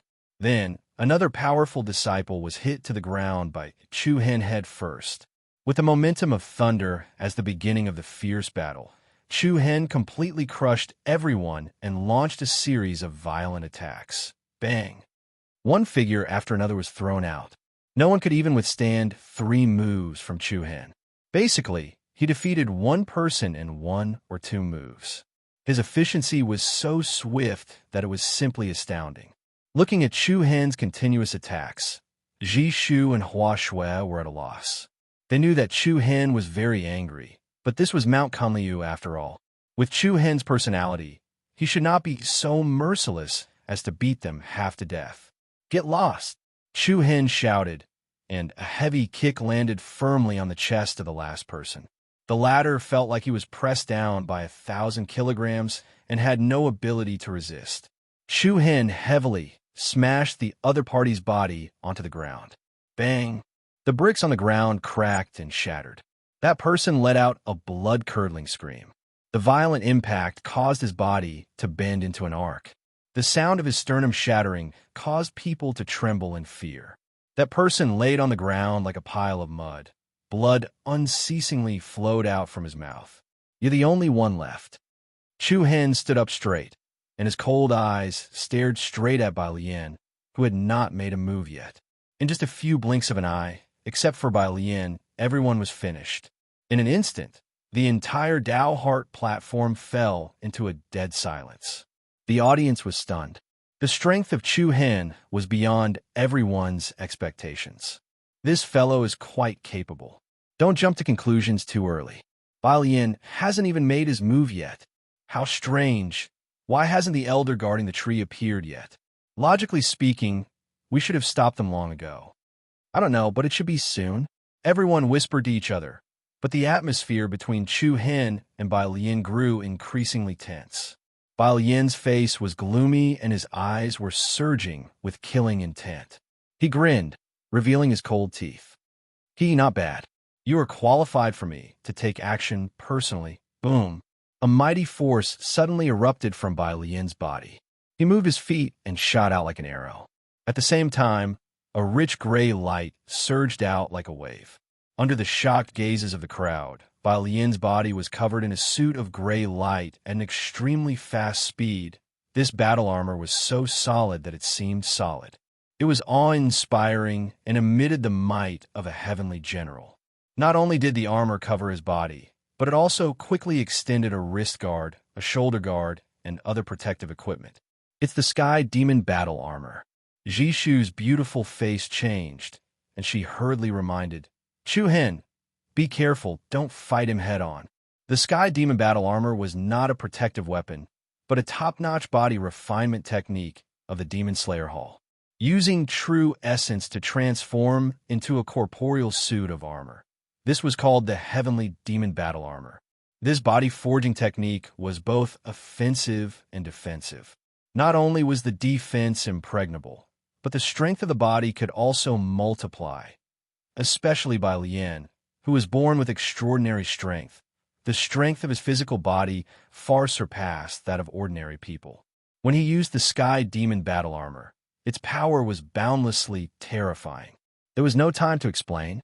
Just as Yi Shu's voice fell, Bai Lian, who had erupted with the might of a fiend god, had already rushed in front of Chu Hen. He punched out, causing the space to tremble uneasily. "Kneel!" Bai Lian's voice was like a thunderclap, and a terrifying wind rushed towards Lin Ming. Bai Lian's armor swallowed and spat out a brilliant light, like a blazing flame. A mass of gray air swirled around his fist, its momentum like a small tornado of true essence, extremely powerful. Everyone thought that Chu Hen would avoid this punch and dodge its edge. However, what was unbelievable was that Chu Hen actually did not show any weakness and directly punched out, solidly meeting the opponent's fist energy. What? He doesn't want to live? The surrounding people turned pale with fright. Hua Shui and Ji Shu could not help but clench their fists and frown. Bang. What followed was a deafening sound that was comparable to a thunderstorm. The incomparably fierce collision was like two mountains colliding head-on. The incomparably surging shockwaves wantonly spread out, and the stone tiles under the two people's feet instantly exploded into pieces, along with the blossoming chaotic true essence. Chu Hen and Bai Lian were both pushed back by the opponent's counterforce. Everyone was greatly shocked, and their faces were filled with astonishment. It must be known that Bai Lian, who had used the Sky Demon battle armor, was extremely powerful. The power of his punch was not much weaker than an expert of the world profound realm. But who would have thought that Chu Hen would be evenly matched with him? Buzz buzz. Chu Hen's entire right arm was covered in a dense black light. Chu Hen, who possessed the bloodline boundary of the chaotic body, was not afraid of anyone in terms of physical strength. Immediately afterwards, a powerful Reiki energy was released like a surging tide. With a thought from Chu Hen, nearly 100 bright and resplendent runes quickly arranged into a string of characters. This string of characters wrapped around Chu Hen's legs, transforming into a pair of illusory golden boots. It's a rune technique that increases speed. A cry came from the crowd. What a fast technique. Swish. In the next second, everyone saw an aurora flash past. Chu Hen's movement speed was as fast as a ghost. In the blink of an eye, he arrived in front of Bai Lian. One of his hands turned into a palm blade, spitting out black light, and he slashed at Bai Lian's throat. Oomph. Bai Lian was not an ordinary person. His eyes turned cold, and he reached out with one hand like an eagle's claw. He gathered the divine power in his body, and with lightning speed, he accurately grabbed Chu Hen's right wrist. A surging ripple appeared in the air, and Chu Hen's attack was immediately restrained. Stupid thing. Fighting in close combat with me. You're looking to die, Bai Lian sneered. He was extremely confident in his physical strength, especially with the power of the Sky Demon battle armor. It was not very possible for Chu Hen to break through his defense. However, a frivolous smile appeared on Chu Hen's face. Who's the stupid one? I'm afraid it's not necessarily. As soon as his voice fell, an extremely overbearing internal energy erupted from Chu Hen's body. Bai Lian was startled, and before he could react, he saw Chu Hen fall backward, and then he turned over and kicked his opponent's head. The speed of his attack was too fast. Even Bai Lian had no time to dodge. Bang! A beautiful rune exploded between the two, and Chu Hen's diagonal kick heavily hit his opponent's chin. Although the Sky Demon battle armor resisted most of the impact because it was his head that was hit, Bai Lian's legs still left the ground, and his whole body was sent flying. Chu Hen took advantage of the situation to get up, and a dazzling starlight erupted from his right fist. A series of silver flowing shadows appeared in the air, and the power of his fist that could suppress mountains and rivers shook heaven and earth. The surging power surged down, and the fist that was comparable to the impact of the stars landed solidly on the center of Bai Lian's chest. Chapter 6:27. Opening Sun Fist. Dazzling starlight burst out from Chu Hen's right fist, leaving behind a series of silver afterimages in the air. The huge fist with the power to suppress mountains and rivers solidly hit the center of Bai Lian's chest and abdomen. Bang! The space shook violently, and a circle of condensed bright silver fist lines swept out. The surging power poured down, and the ferocious impact comparable to the undercurrents of the deep sea rushed towards Bai Lian. In an instant, Bai Lian was directly sent flying as if he had been hit by a meteorite. Buzz! While flying back rapidly, the sky demon armor in front of Bai Lian distorted, and cracks rapidly spread out like a spider web. What? Everyone who witnessed this scene turned pale with fright. Just how strong was the power of Chu Hen's punch? It actually broke the defense of Bai Lian's armor? Rumble! In the next moment, Bai Lian, who had been sent flying, flew across the sky like a meteorite, heavily smashing into an even taller and more majestic mountain 2 miles ahead of him. The earth quaked, rocks flew in all directions, and countless deep cracks spread rapidly, along with the dust that was wantonly stirred up. Hiss! Everyone present couldn't help but suck in a breath of cold air, and an unconcealable look of shock appeared on their faces. Chu Hen's cold eyes narrowed, but in his heart, he secretly shook his head. The defensive power of the so-called Sky Demon armor was indeed strong enough. It forcibly withstood his full-strength punch, and yet it only cracked. From this, it could be seen that the disciples of Mount Kunliu were not only far superior to the disciples of the first-rate sects in the 100 Kingdoms province in terms of realm, but even the martial arts they practiced were also worlds apart. Sky Demon Flying Slash. It was also at this moment that Bai Lian's furious voice sounded out again. A powerful and shocking momentum swept out, and a sharp, spiraling flying blade flew horizontally from the opponent's area, setting off a peerless power that could split the heavens as it flew towards Chu Hen. Endless killing intent roared in the sky, dragging countless illusory afterimages between heaven and earth. The spiral flying blade rapidly enlarged, and in an instant, it became 100 meters wide. Chu Hen was not afraid at all. He grabbed at the air with his bare hands. Buzz! The spiritual power that pervaded the air all gathered towards his palm. A burst of dazzling silver starlight blossomed. His entire right arm seemed to have been soaked in the starlight essence of the heavens. It seemed as if a casual movement of his arm had the power to move mountains and fill seas. Alioth palm. Chu Hen stretched out his palm. Wind and thunder roared, and a huge silver palm appeared in the air in front of Chu Hen. It was dazzling like the hand of a god. Bang!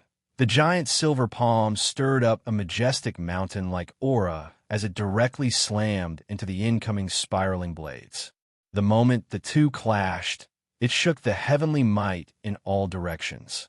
The violent impact of the power was comparable to the collision between a mountain and a torrent.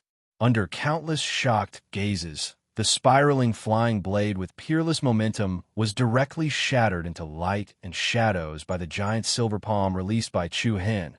Between heaven and earth, there were bursts of thunderclaps, and the power of light rose wantonly to the sky. Strong winds piled up, and the wild tides mixed with the fragments of power battered the faces of the surrounding people.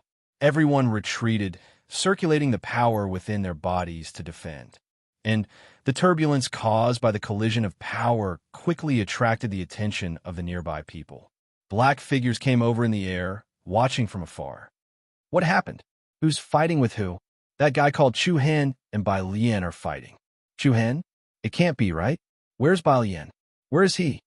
Isn't he embedded in that mountain wall? F***CK. An especially powerful and majestic aura filled the sky, and the spiritual power between heaven and earth became uneasy. Chu Hin stood on top of the Tao Heart platform, like a fiend god guarding this part of the world.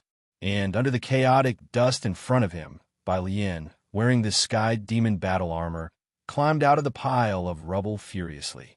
Behind him, there was a huge pit in the shape of a human, and the pit was several tens of meters deep. Bastard! Bai Lian's face was gloomy, and his eyes glowed scarlet.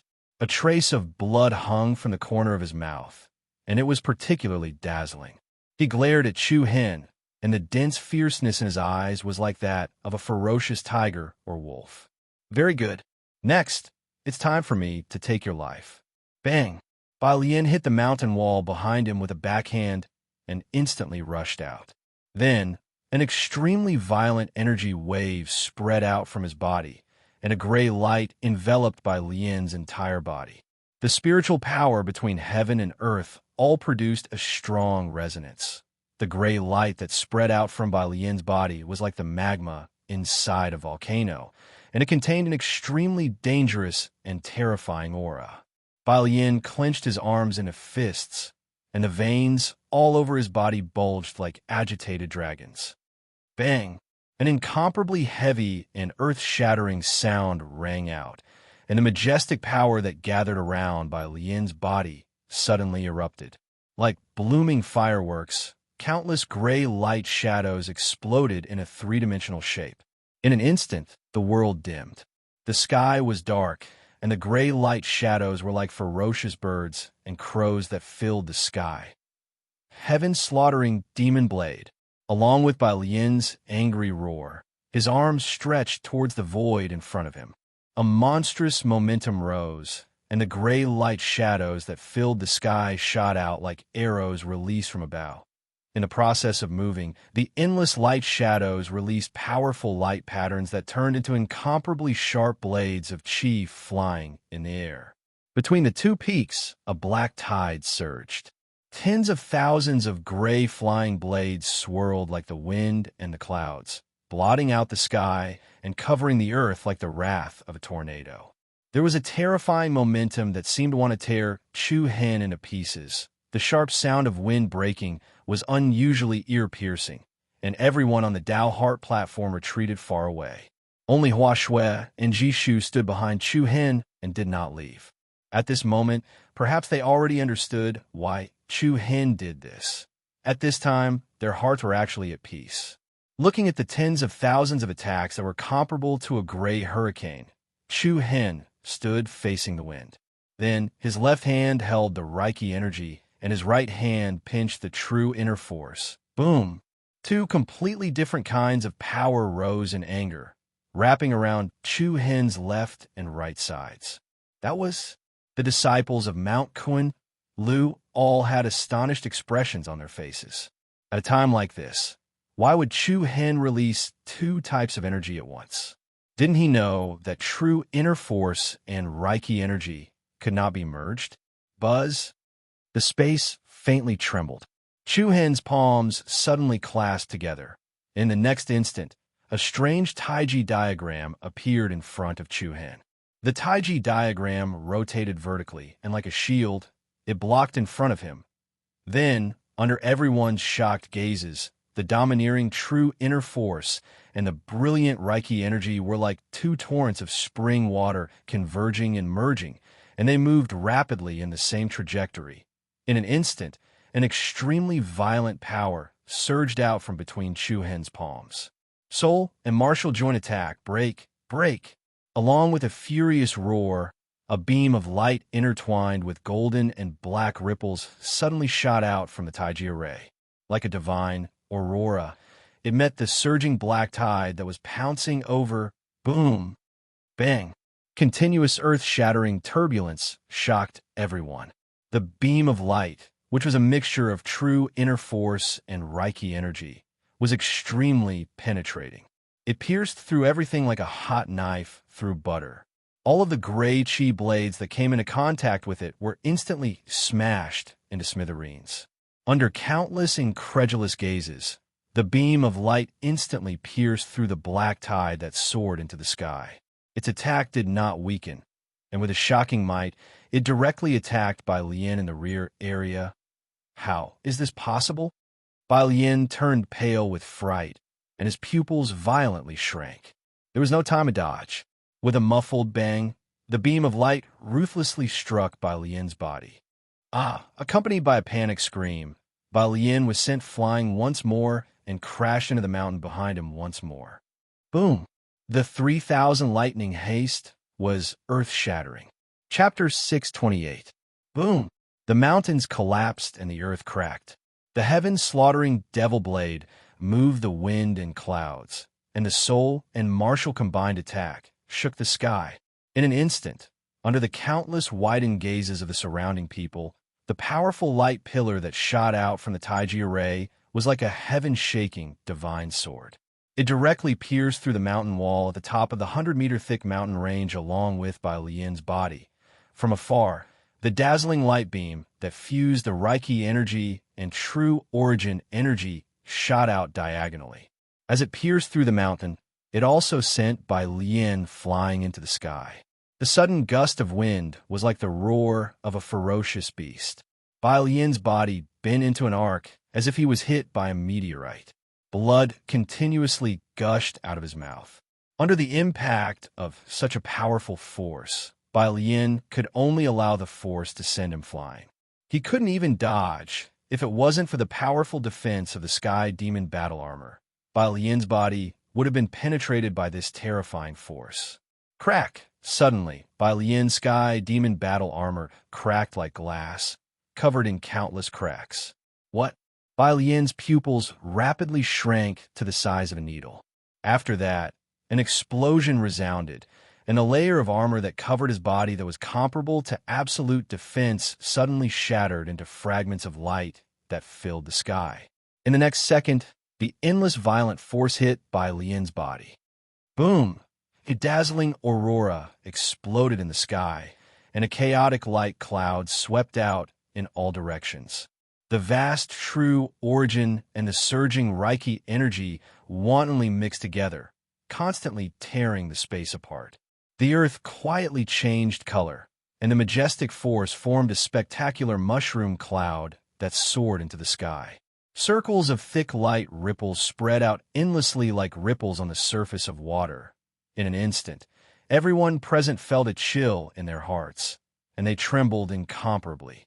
From start to finish, in just a few moves, Bai Lian, who was ranked third in the Devil Slayer Palace, was beaten by Chu Hen to the point that he had to eat dirt. This was a result that no one had expected. It was really a case of a pretentious person meeting a truly awesome person. In just a blink of an eye, he had turned into a fool. Under everyone's shocked gazes, a figure covered in blood and in ragged clothes fell from the chaotic tide of energy. If they hadn't seen it with their own eyes, no one would have believed that the person before them was Bai Lian. The other party's aura was extremely dispirited. Like a bird with a broken wing, he fell straight down. A few young men from the Demon Slayer Palace flew out and caught Bai Lian before he could land on the ground. Then, they helped him land on a mountain in front of them. Otherwise, if the other party were to fall from this height, he would definitely be turned into minced meat. Senior brother Bai Lian? That person roughly examined Bai Lian's injuries. Then his face changed. He suddenly stood up, pointed at Chu Hen in front of him, and questioned, "Bastard, aren't you a bit too ruthless?" Almost at the same time, a powerful aura swept over from the other side. "What are all of you doing here? How dare you make a move near the heavenly talisman tree?" In the next instant, a slightly plump old man with grizzled hair flew over on the divine rainbow. This person was the elder who looked after the 1,000-year heavenly talisman tree. Elder Mu.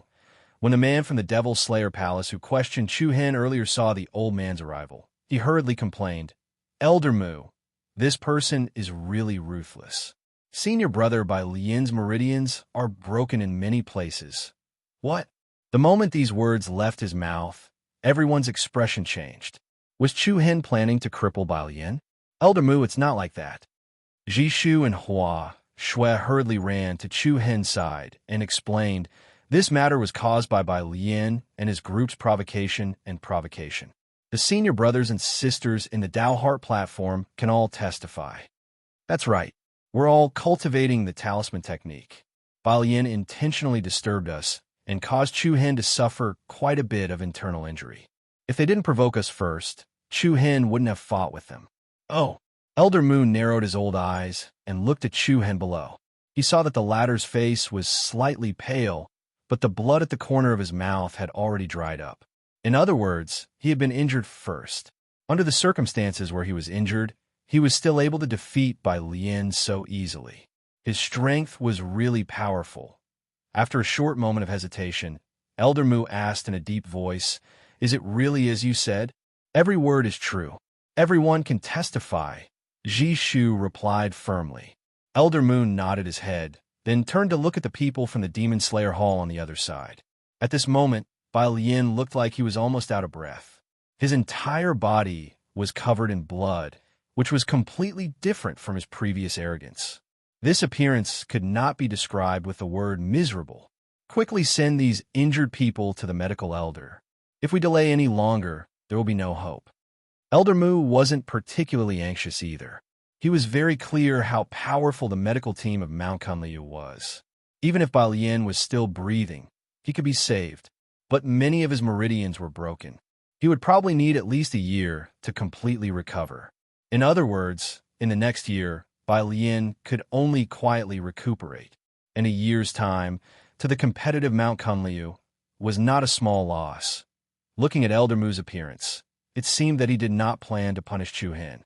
This made Ji Shu and Hua Shui slightly relieved. The people from the Demon Slayer Hall were somewhat dissatisfied, but they were, after all, in the wrong. They did not dare to say anything more and immediately left with the injured Bai Lian and the others. "You're called Chu Hen, right?" Elder Mu looked back at Chu Hen and said, "That's me." Chu Hen replied calmly. Elder Mu let out a sigh of relief and replied with a profound meaning, "Right now, you are, after all, a guest of my Mount Kunli. It is not good for me to punish you because of this. I will pretend that I did not see what happened today and let it go. In the future, please leave a way out for everything you do. Don't be too ruthless." Chu Hen snickered in his heart. This was called ruthless? It was already considered that he had some misgivings that he did not completely cripple them. Of course, Chu Hen would not say these words out loud. Since the other party gave him a way out, he would not be so untactful. Junior understands. "Thank you, Elder Mu." And Elder Mu nodded his head in approval. He then said, "You are also injured. Go back and recuperate. If you need elixirs, you can use my name to get them from the Elixir Hall." With that, Elder Mu's figure moved and flew away on the Rainbow Bridge. "Chu Hen, are you all right?" Hua Shui and Ji Shu walked in front of him. She took out a healing elixir and placed it next to his mouth. "Eat this. Your Niwen Gong Street tree was only shaken. You should be able to recover in a few days." "Thank you." Chu Hen took the elixir and threw it into his mouth. "I was scared to death just now. I did not think that the joint attack of Reiki energy and true elemental force would be so powerful," Hua Shui said with lingering fear. Chu Hen smiled and did not say anything. The destructive power of the joint attack of soul and martial was indeed strong. However, in reality, it consumed a lot of energy as well. For example, the attack just now had used up about 60% of the Reiki energy. With his current realm, he could only perform the joint attack of soul and martial once. However, in the next few days, I should be able to live a peaceful life. Chu Hen let out a sigh of relief and muttered to himself. Hua Shui and Ji Shu looked at each other. "How can it be peaceful? I think it's better for you to stay in your room for the next few days. Wait for us to find the leader of the Flying Fairy Hall and think of a perfect plan. Even if you can't become the leader, we have to ensure that you can leave this place safely." Hua Shui spoke out her thoughts. However, Chu Hen only indifferently smiled as some wisdom surged out of his eyes. Chapter 629. What? The higher-ups ordered it? Hua Shui and Ji Shu looked at Chu Hen in surprise. However, Chu Hen only faintly smiled and did not explain anything. It could be said that Chu Hen's uncharacteristic behavior today was not as simple as being angry. He had only just arrived at Mount Kunlu, but he was already acting in such a high-profile manner. He believed that Bai Lian must have obtained permission from the higher-ups of Mount Kunlu to ask for the blue Ran sword from him. After all, it was not appropriate for the higher-ups of Mount Kunlu to openly target Chu Hen. Therefore, they could only rely on their disciples to complete the task. However, they had underestimated Chu Hen's strength. Chu Hen took advantage of this opportunity to heavily injure Bai Lian and the others. He used this as a warning to the people of the Kunliu Gate that he was not so easy to bully. At the same time, he also proved his strength to the people of the Flying Celestial Palace. The Flying Immortal Palace was the only side that still supported Chu Hen. This was because the leader of the Flying Immortal Palace was loyal to sect Master Gongyang. Even if the leader of the palace, Chi Hanyu, was not optimistic about Chu Hen, she would still consider this matter just because of his relationship with Gong Yangyu. Now, Chu Hen deliberately made this matter known to everyone because he wanted the Flying Celestial Palace to pay attention to him. As long as the Flying Celestial Palace began to pay attention to him, his situation in Mount Kunlu would be much easier.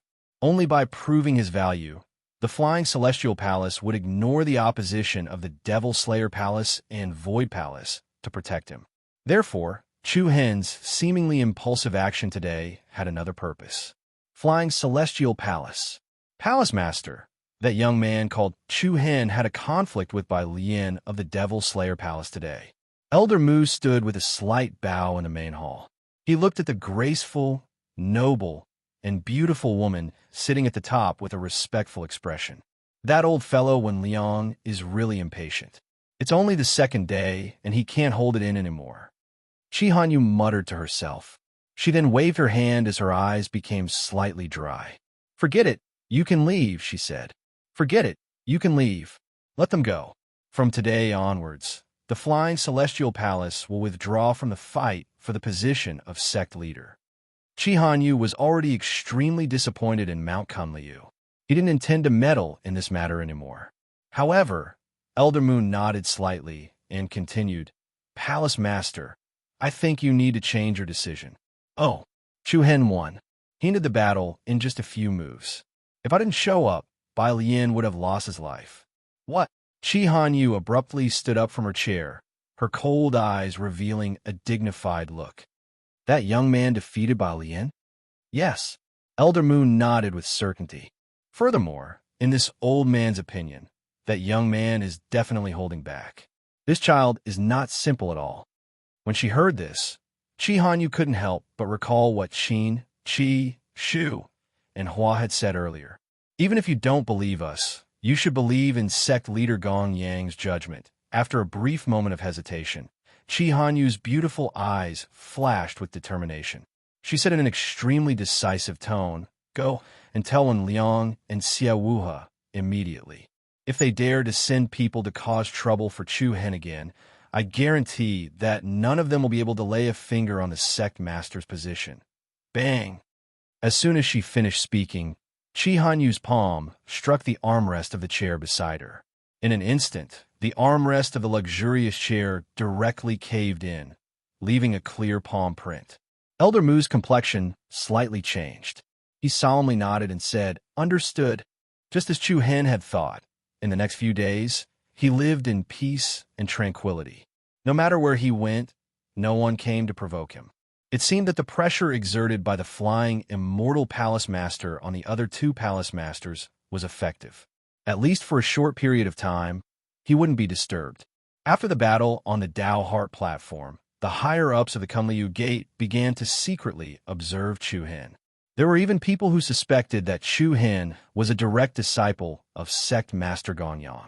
There were also people who said that it was luck that he was able to defeat Bai Lian. When the heat of this matter died down, the Demon-Slaying Palace and the Void Palace would still not take him seriously. In any case, Chu Hen turned a deaf ear to these movements in the surroundings. Every day, he studied at the Dao Heart platform, the Heavenly Martial platform, the Martial Art Tablet, and many other cultivation places in Mount Kunliu. He didn't delay any aspect of his cultivation at all. He completely regarded himself as an ordinary disciple of Mount Kunliu. However, seeing that the Flying Immortal Palace gradually began to pay attention to Chu Hen, Fu Qin, Hua Shui, and the others also sincerely breathed a sigh of relief. However, they still had to take one step at a time to see what would happen in the future. The back mountain of the Kunliu Gate. It was endless, and there was no end to it. The magnificent mountain range was like a vast and boundless sea of trees. There were many powerful demonic beasts and poisonous insects living here. Every day, many disciples of Mount Kunliu would come here to kill demonic beasts, train in actual combat, or hunt for the precious items on the bodies of demonic beasts to obtain merit points for the sect, as well as elixirs and other resources to increase their cultivation. For the Eastern Victory State, where the competition was fierce, even if they only stopped for a day, they would be surpassed by countless people. Talent and diligence were often indispensable factors to become an expert. Whoosh! At this moment, Chu Hen was like a phantom, constantly changing his position in the lush forest. He was extremely fast, like a dragonfly skimming the surface of the water. In the blink of an eye, he was about 200 kilometers deep into the back mountain. Where is the water soul essence that you mentioned? Chu Hen's lips moved slightly as he asked in a low voice. Don't worry, we'll be there soon. A gentle voice came from within his body. The one who spoke was none other than the sacred winged heavenly flame sparrow that he had not spoken to for a few months. Previously in the Hidden Wind region, Chu Hen had shared the boundary of the demon eye bloodline with it. After that, the sparrow seemed to be in hibernation and did not speak for almost half a year. Just last night, after Chu Hen went to the back mountain to find a place to cultivate the 4th level of the 7-star sacred scripture, the Migres chapter, the sacred winged heavenly flame sparrow suddenly told Chu Hen that it had sensed the aura of the water soul essence. This water soul essence was a heavenly treasure formed from the essence of water.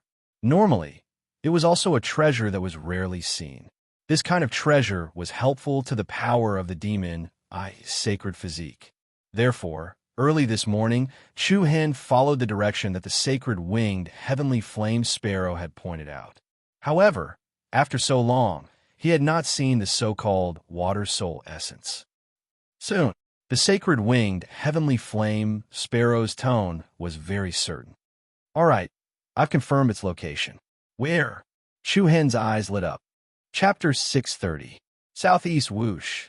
In the blink of an eye, Chu Hen had crossed 2 mountains in a row and finally arrived at an open mountain stream. At the bottom of the mountain stream was a clear lake. The lake passed through several valleys, and it looked like a giant snake lying there. Chu Hen landed on a mountain peak and gazed at the beautiful scenery in front of him. The calm and peaceful lake seemed especially peaceful. A gentle breeze blew past, sweeping up a few drops of water and causing ripples to form on the surface. The water soul essence is in the lake? Asked Chu Hen. Yes, answered the sacred wing heavenly flame sparrow. Are there any demonic beasts hiding under the lake? I haven't found out yet. However, a treasure like the water soul essence is usually guarded by demonic beasts. Just be careful when you go down. I won't be responsible if you die. Thanks for your auspicious words. Chu Hen snappily sneered.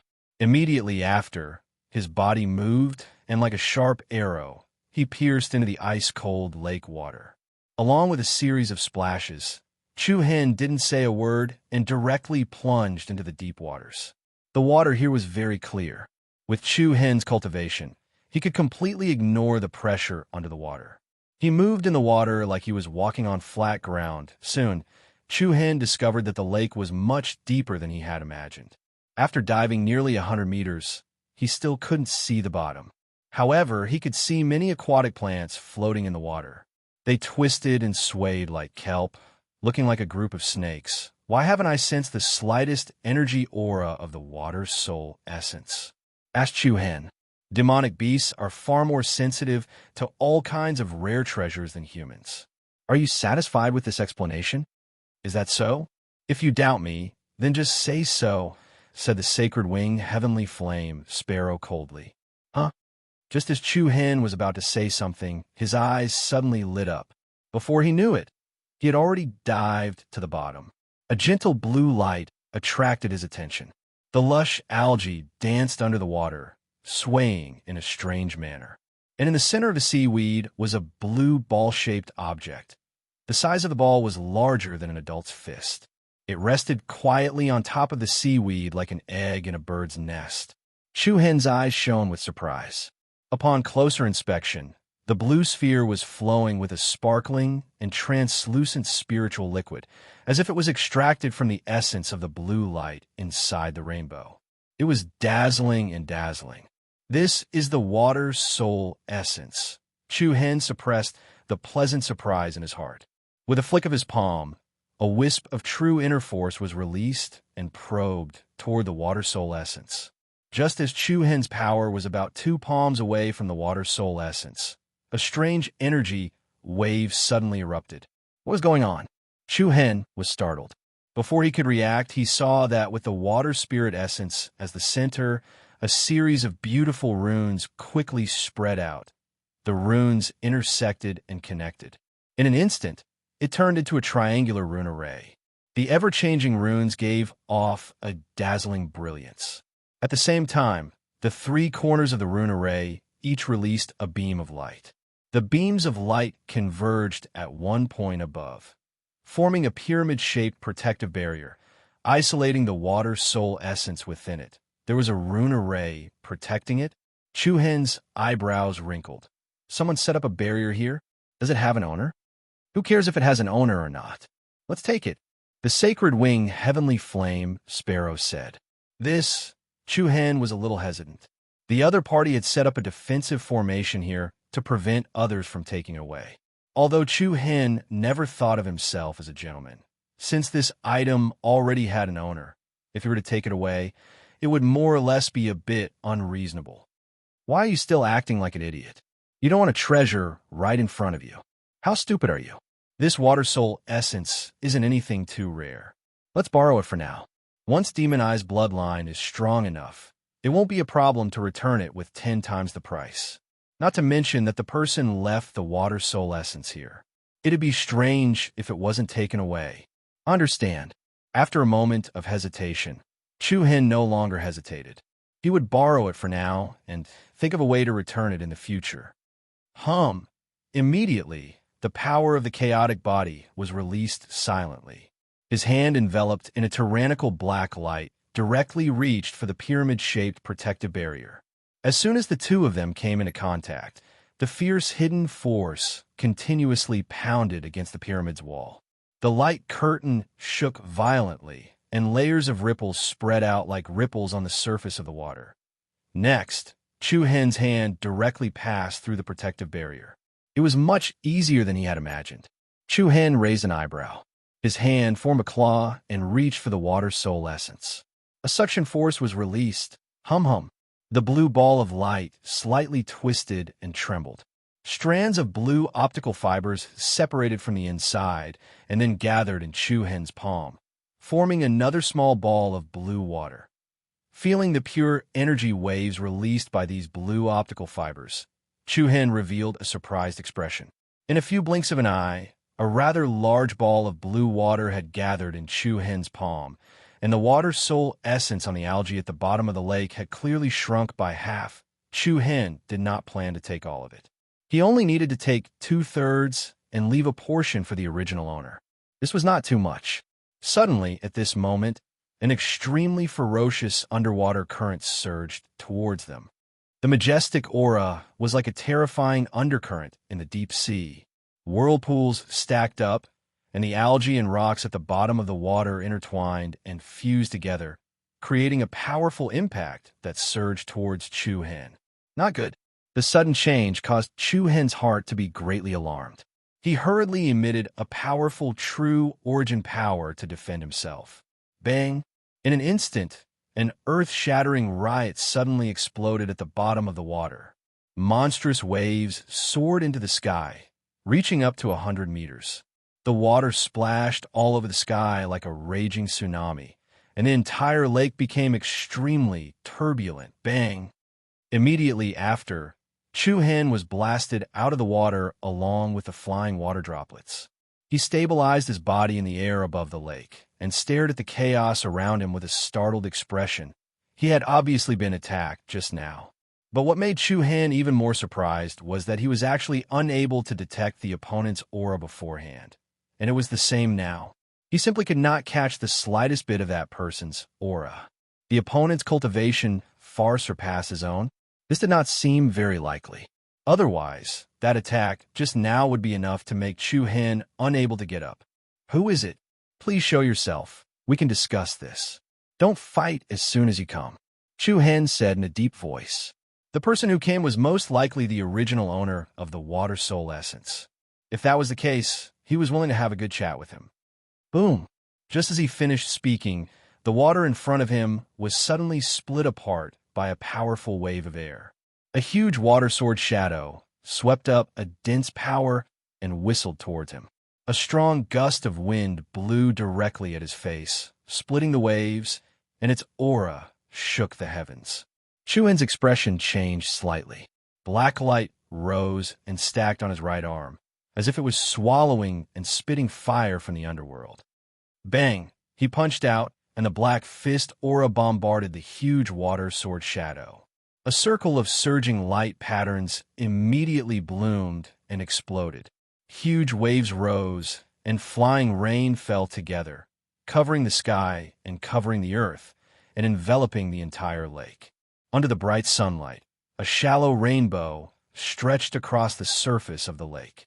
Under the swirling rain, Chu Hen looked around cautiously, and there was a lot of confusion between his brows. The opponent was like a ghost, and he could not catch any aura at all. This was the first time Chu Hen had encountered such an opponent. It was too strange. "Can you find out where that person is?" Chu Hen asked secretly. "Don't ask me. Settle it yourself." The sacred-winged heavenly flame sparrow replied lazily, as if it had nothing to do with it. Buzz. Chapter 631. Boom! Along with the monstrous wave set off on the surface of the water below, a flood dragon formed by the lake water soared into the sky and rushed toward Chu Hen like a raging dragon out of the sea. Chu Hen's expression changed slightly. He moved his body and dodged sideways.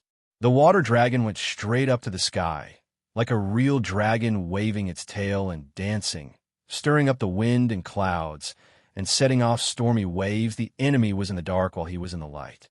This kind of fighting method was extremely disadvantageous. Chu Hen continued to spread his true inner strength, almost extending to more than half of the lake, but it was still difficult to trace the aura of the other party. That person was like an invisible person, and he could not sense any aura at all. Splash! Before Chu Hen could make any response, a giant hand formed by the lake water quickly reached out from below. It was menacing, like the hand of a giant in the water. Chu Hen was caught off guard and was directly grasped by the giant hand. Roar! The next moment, the water dragon that was dancing in the sky descended from the sky and swooped down toward Chu Hen with its claws and fangs bared. The fierce wind hit the surface of the lake below, setting off rolling waves. Just as the ferocious water dragon was about to descend, Chu Hen suddenly raised his head. At the same time, a bewitching purple light erupted from his body. Buzz! The space trembled violently, and the huge water dragon suddenly stopped less than a meter above Chu Hen. Along with a circle of powerful light waves, the huge body of the water dragon immediately collapsed and exploded in a flying rain and water splashes all over the sky. Chu Hen's eyes were cold, and a pair of evil and charming eyes flashed with purple light. Break! Bang! Then, the giant hand that grabbed his body also exploded, and the wanton rain scattered, mixed with the mighty power of the true inner strength swept in all directions. Immediately, Chu Hen's pair of demonic eyes probed the water below. Over there. Soon, a blurry shadow was caught by Chu Hen. The shadow was like a deep-sea phantom, moving swiftly underwater. Chu Hen could only vaguely make out that it was a human figure. Apart from that, he couldn't make out anything else. "Your Excellency, why don't you show yourself and talk?" Chu Hen said in a deep voice. To be honest, he didn't have much interest in such a meaningless battle. As soon as he finished speaking, a water arrow shot out from the surface of the water. It tore through the air and dragged a wave of air behind it as it flew over. Chu Hen's eyes turned cold. Two beams of purple light shot out from his eyes and collided with the water arrows. Bang! Light patterns crisscrossed and water splashed. A solid wave of chi spread out in all directions, causing space to tremble incessantly. The powerful aftershock caused Chu Hen to be pushed back more than 10 meters. Moreover, the chi and blood in his body were faintly restless and rising. This person's cultivation was very strong. He had probably reached the profound world realm. Chu Hen frowned slightly. If this was really the case, he was afraid that he couldn't fight for long. Especially in a situation where he couldn't catch the opponent's aura, it would be even more disadvantageous for him. After a moment of consideration, Chu Hen immediately made a decision in his heart and made a decision. Buzz! The 4 black dots in his eyes rotated rapidly and released a cold and dangerous aura. Solitary burning demon flame. Boom! In the next moment, a purple flame burst out of the distorted space. The strange flame directly stuck to the surface of the lake and quickly burned. It flowed along with the waves and spread all the way in all directions. Since ancient times, water and fire were incompatible. However, the solitary burning demon flame could burn everything. Even true inner strength could burn it, not to mention ordinary water. The demon flame spread at an extremely fast speed. In just a few blinks of an eye, the entire lake was turned into a sea of purple flames. Heaven and earth were scorched and distorted. Taking advantage of this opportunity, Chu Hen's figure moved and left the area above the lake, leaving behind a resplendent shadow in the air. Forgive me for not keeping you company. Immediately, Chu Hen didn't stay any longer. He used the light shaking body technique several times and disappeared into the horizon in the blink of an eye. Rumble! In the next second after Chu Hen left, the entire lake that was covered by the purple demon flame began to churn violently. The wind rolled and howled angrily. The huge lake rotated rapidly and formed a huge whirlpool. Following this, a strange figure flew out of the whirlpool. This figure was actually transparent, as if it was formed by the condensation of a ball of clear water. However, immediately after, the transparent figure quickly became solid. Her skin was as white as snow, and her beautiful and soft long hair was like black silk dancing in the wind. In the blink of an eye, a beautiful figure like a hibiscus appeared above the chaotic whirlpool in the water. Buzz! Waves shook the heavens. Her jade-like hand condensed in the air and emitted an aura that seemed to be able to control the heavens and control the earth. The wantonly burning purple flames in the surroundings actually flew towards the center of this person's palm. The mighty scene was like a giant whale sucking in water. In less than 3 seconds, the purple demon flame in the surroundings was completely absorbed into the other person's palm and turned into a solid ball of flame. What a domineering flame. The person's cherry lips slightly pursed as she looked at the extremely dense ball of purple flames in her palm. Her cold eyes were filled with a hint of coldness. Since when did Mount Kunliu have such a person? Her red lips parted slightly as she muttered to herself. Following this, a ball of water was released from her palm and trapped the purple flames within it. The surface of the lake gradually calmed down, but the lake water was evidently much murkier than before. Following this, her cold eyes narrowed slightly as a wave of ripples appeared on the surface of the lake. A ball of blue water separated from the surface of the lake and floated in front of the person. Looking at the water spirit essence, that was half its original size, a faint layer of frost appeared on her beautiful face.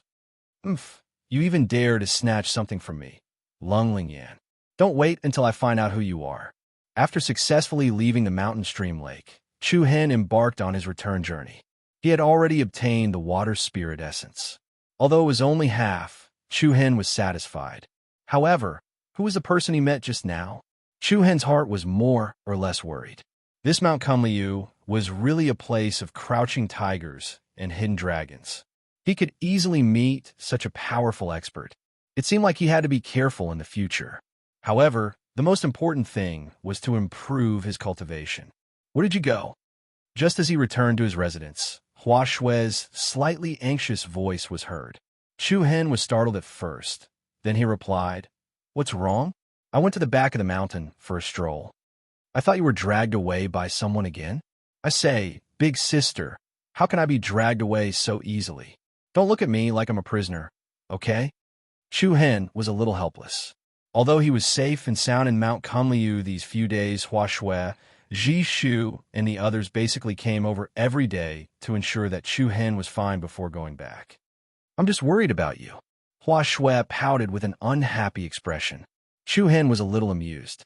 He casually pinched her round cheeks and said, "Thank you for your concern. Thank you for your relationship. I'm very good. Ever since that incident last time, no one dares to provoke me anymore, right?" "That's not necessarily true. Don't underestimate our Mount Kunliu.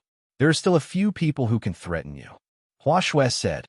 Chapter 632. All right. Is there anyone in Mount Kunliu who can completely hide their aura? The kind that people can't sense even if they stand behind you? Chu Hen asked curiously. Hua Shui raised her eyebrows. "Why are you asking this?" "Nothing, I'm just asking." "There are many. The cultivation methods of the Void Temple are almost all like this. However, the one that you mentioned about not being able to sense your aura while standing behind you is probably the strongest martial art of the Void Temple, the Heavenly Void Seal. Heavenly Void Seal formula."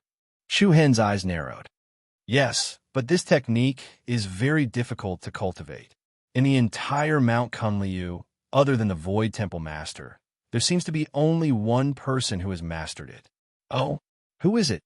"Lungling Yan," Hua Shui answered, "the most talented and powerful disciple of the Void Temple. She's also one of the strongest competitors for the new sect master." "Wait, why are you asking this? Don't tell me you've caused some trouble again?" Hua Shui seemed to have suddenly become smarter than before.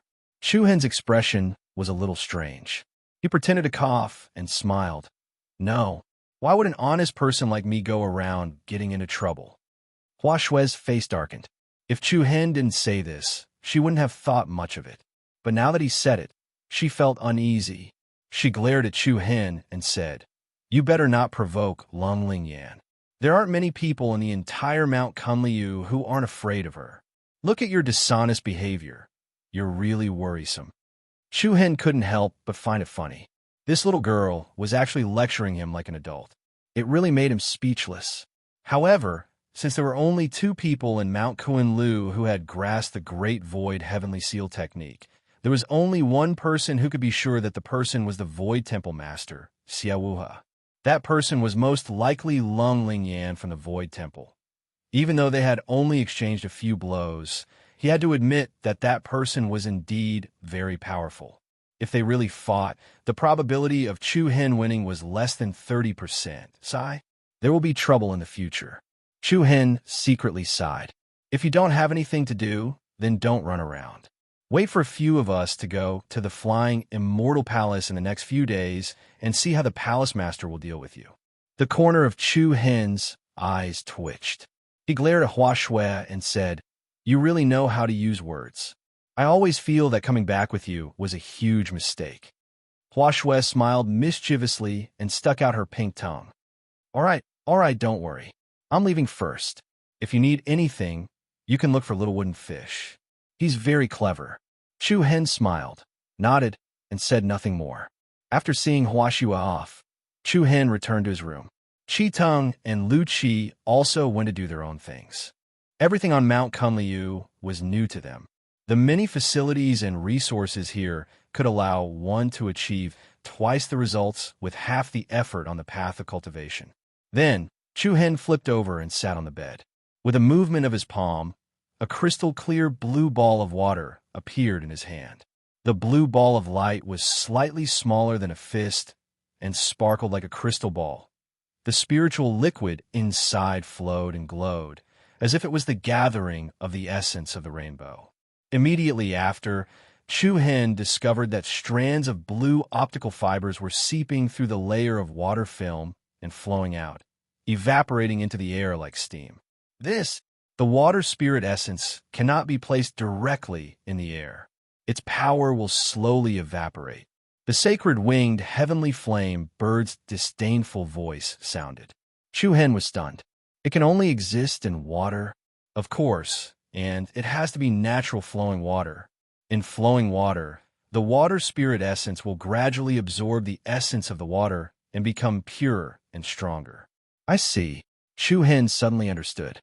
This also explained why Lung Lingyan would place the water spirit essence at the bottom of the lake and protect it with a talisman array. Forget it. I won't think about it anymore.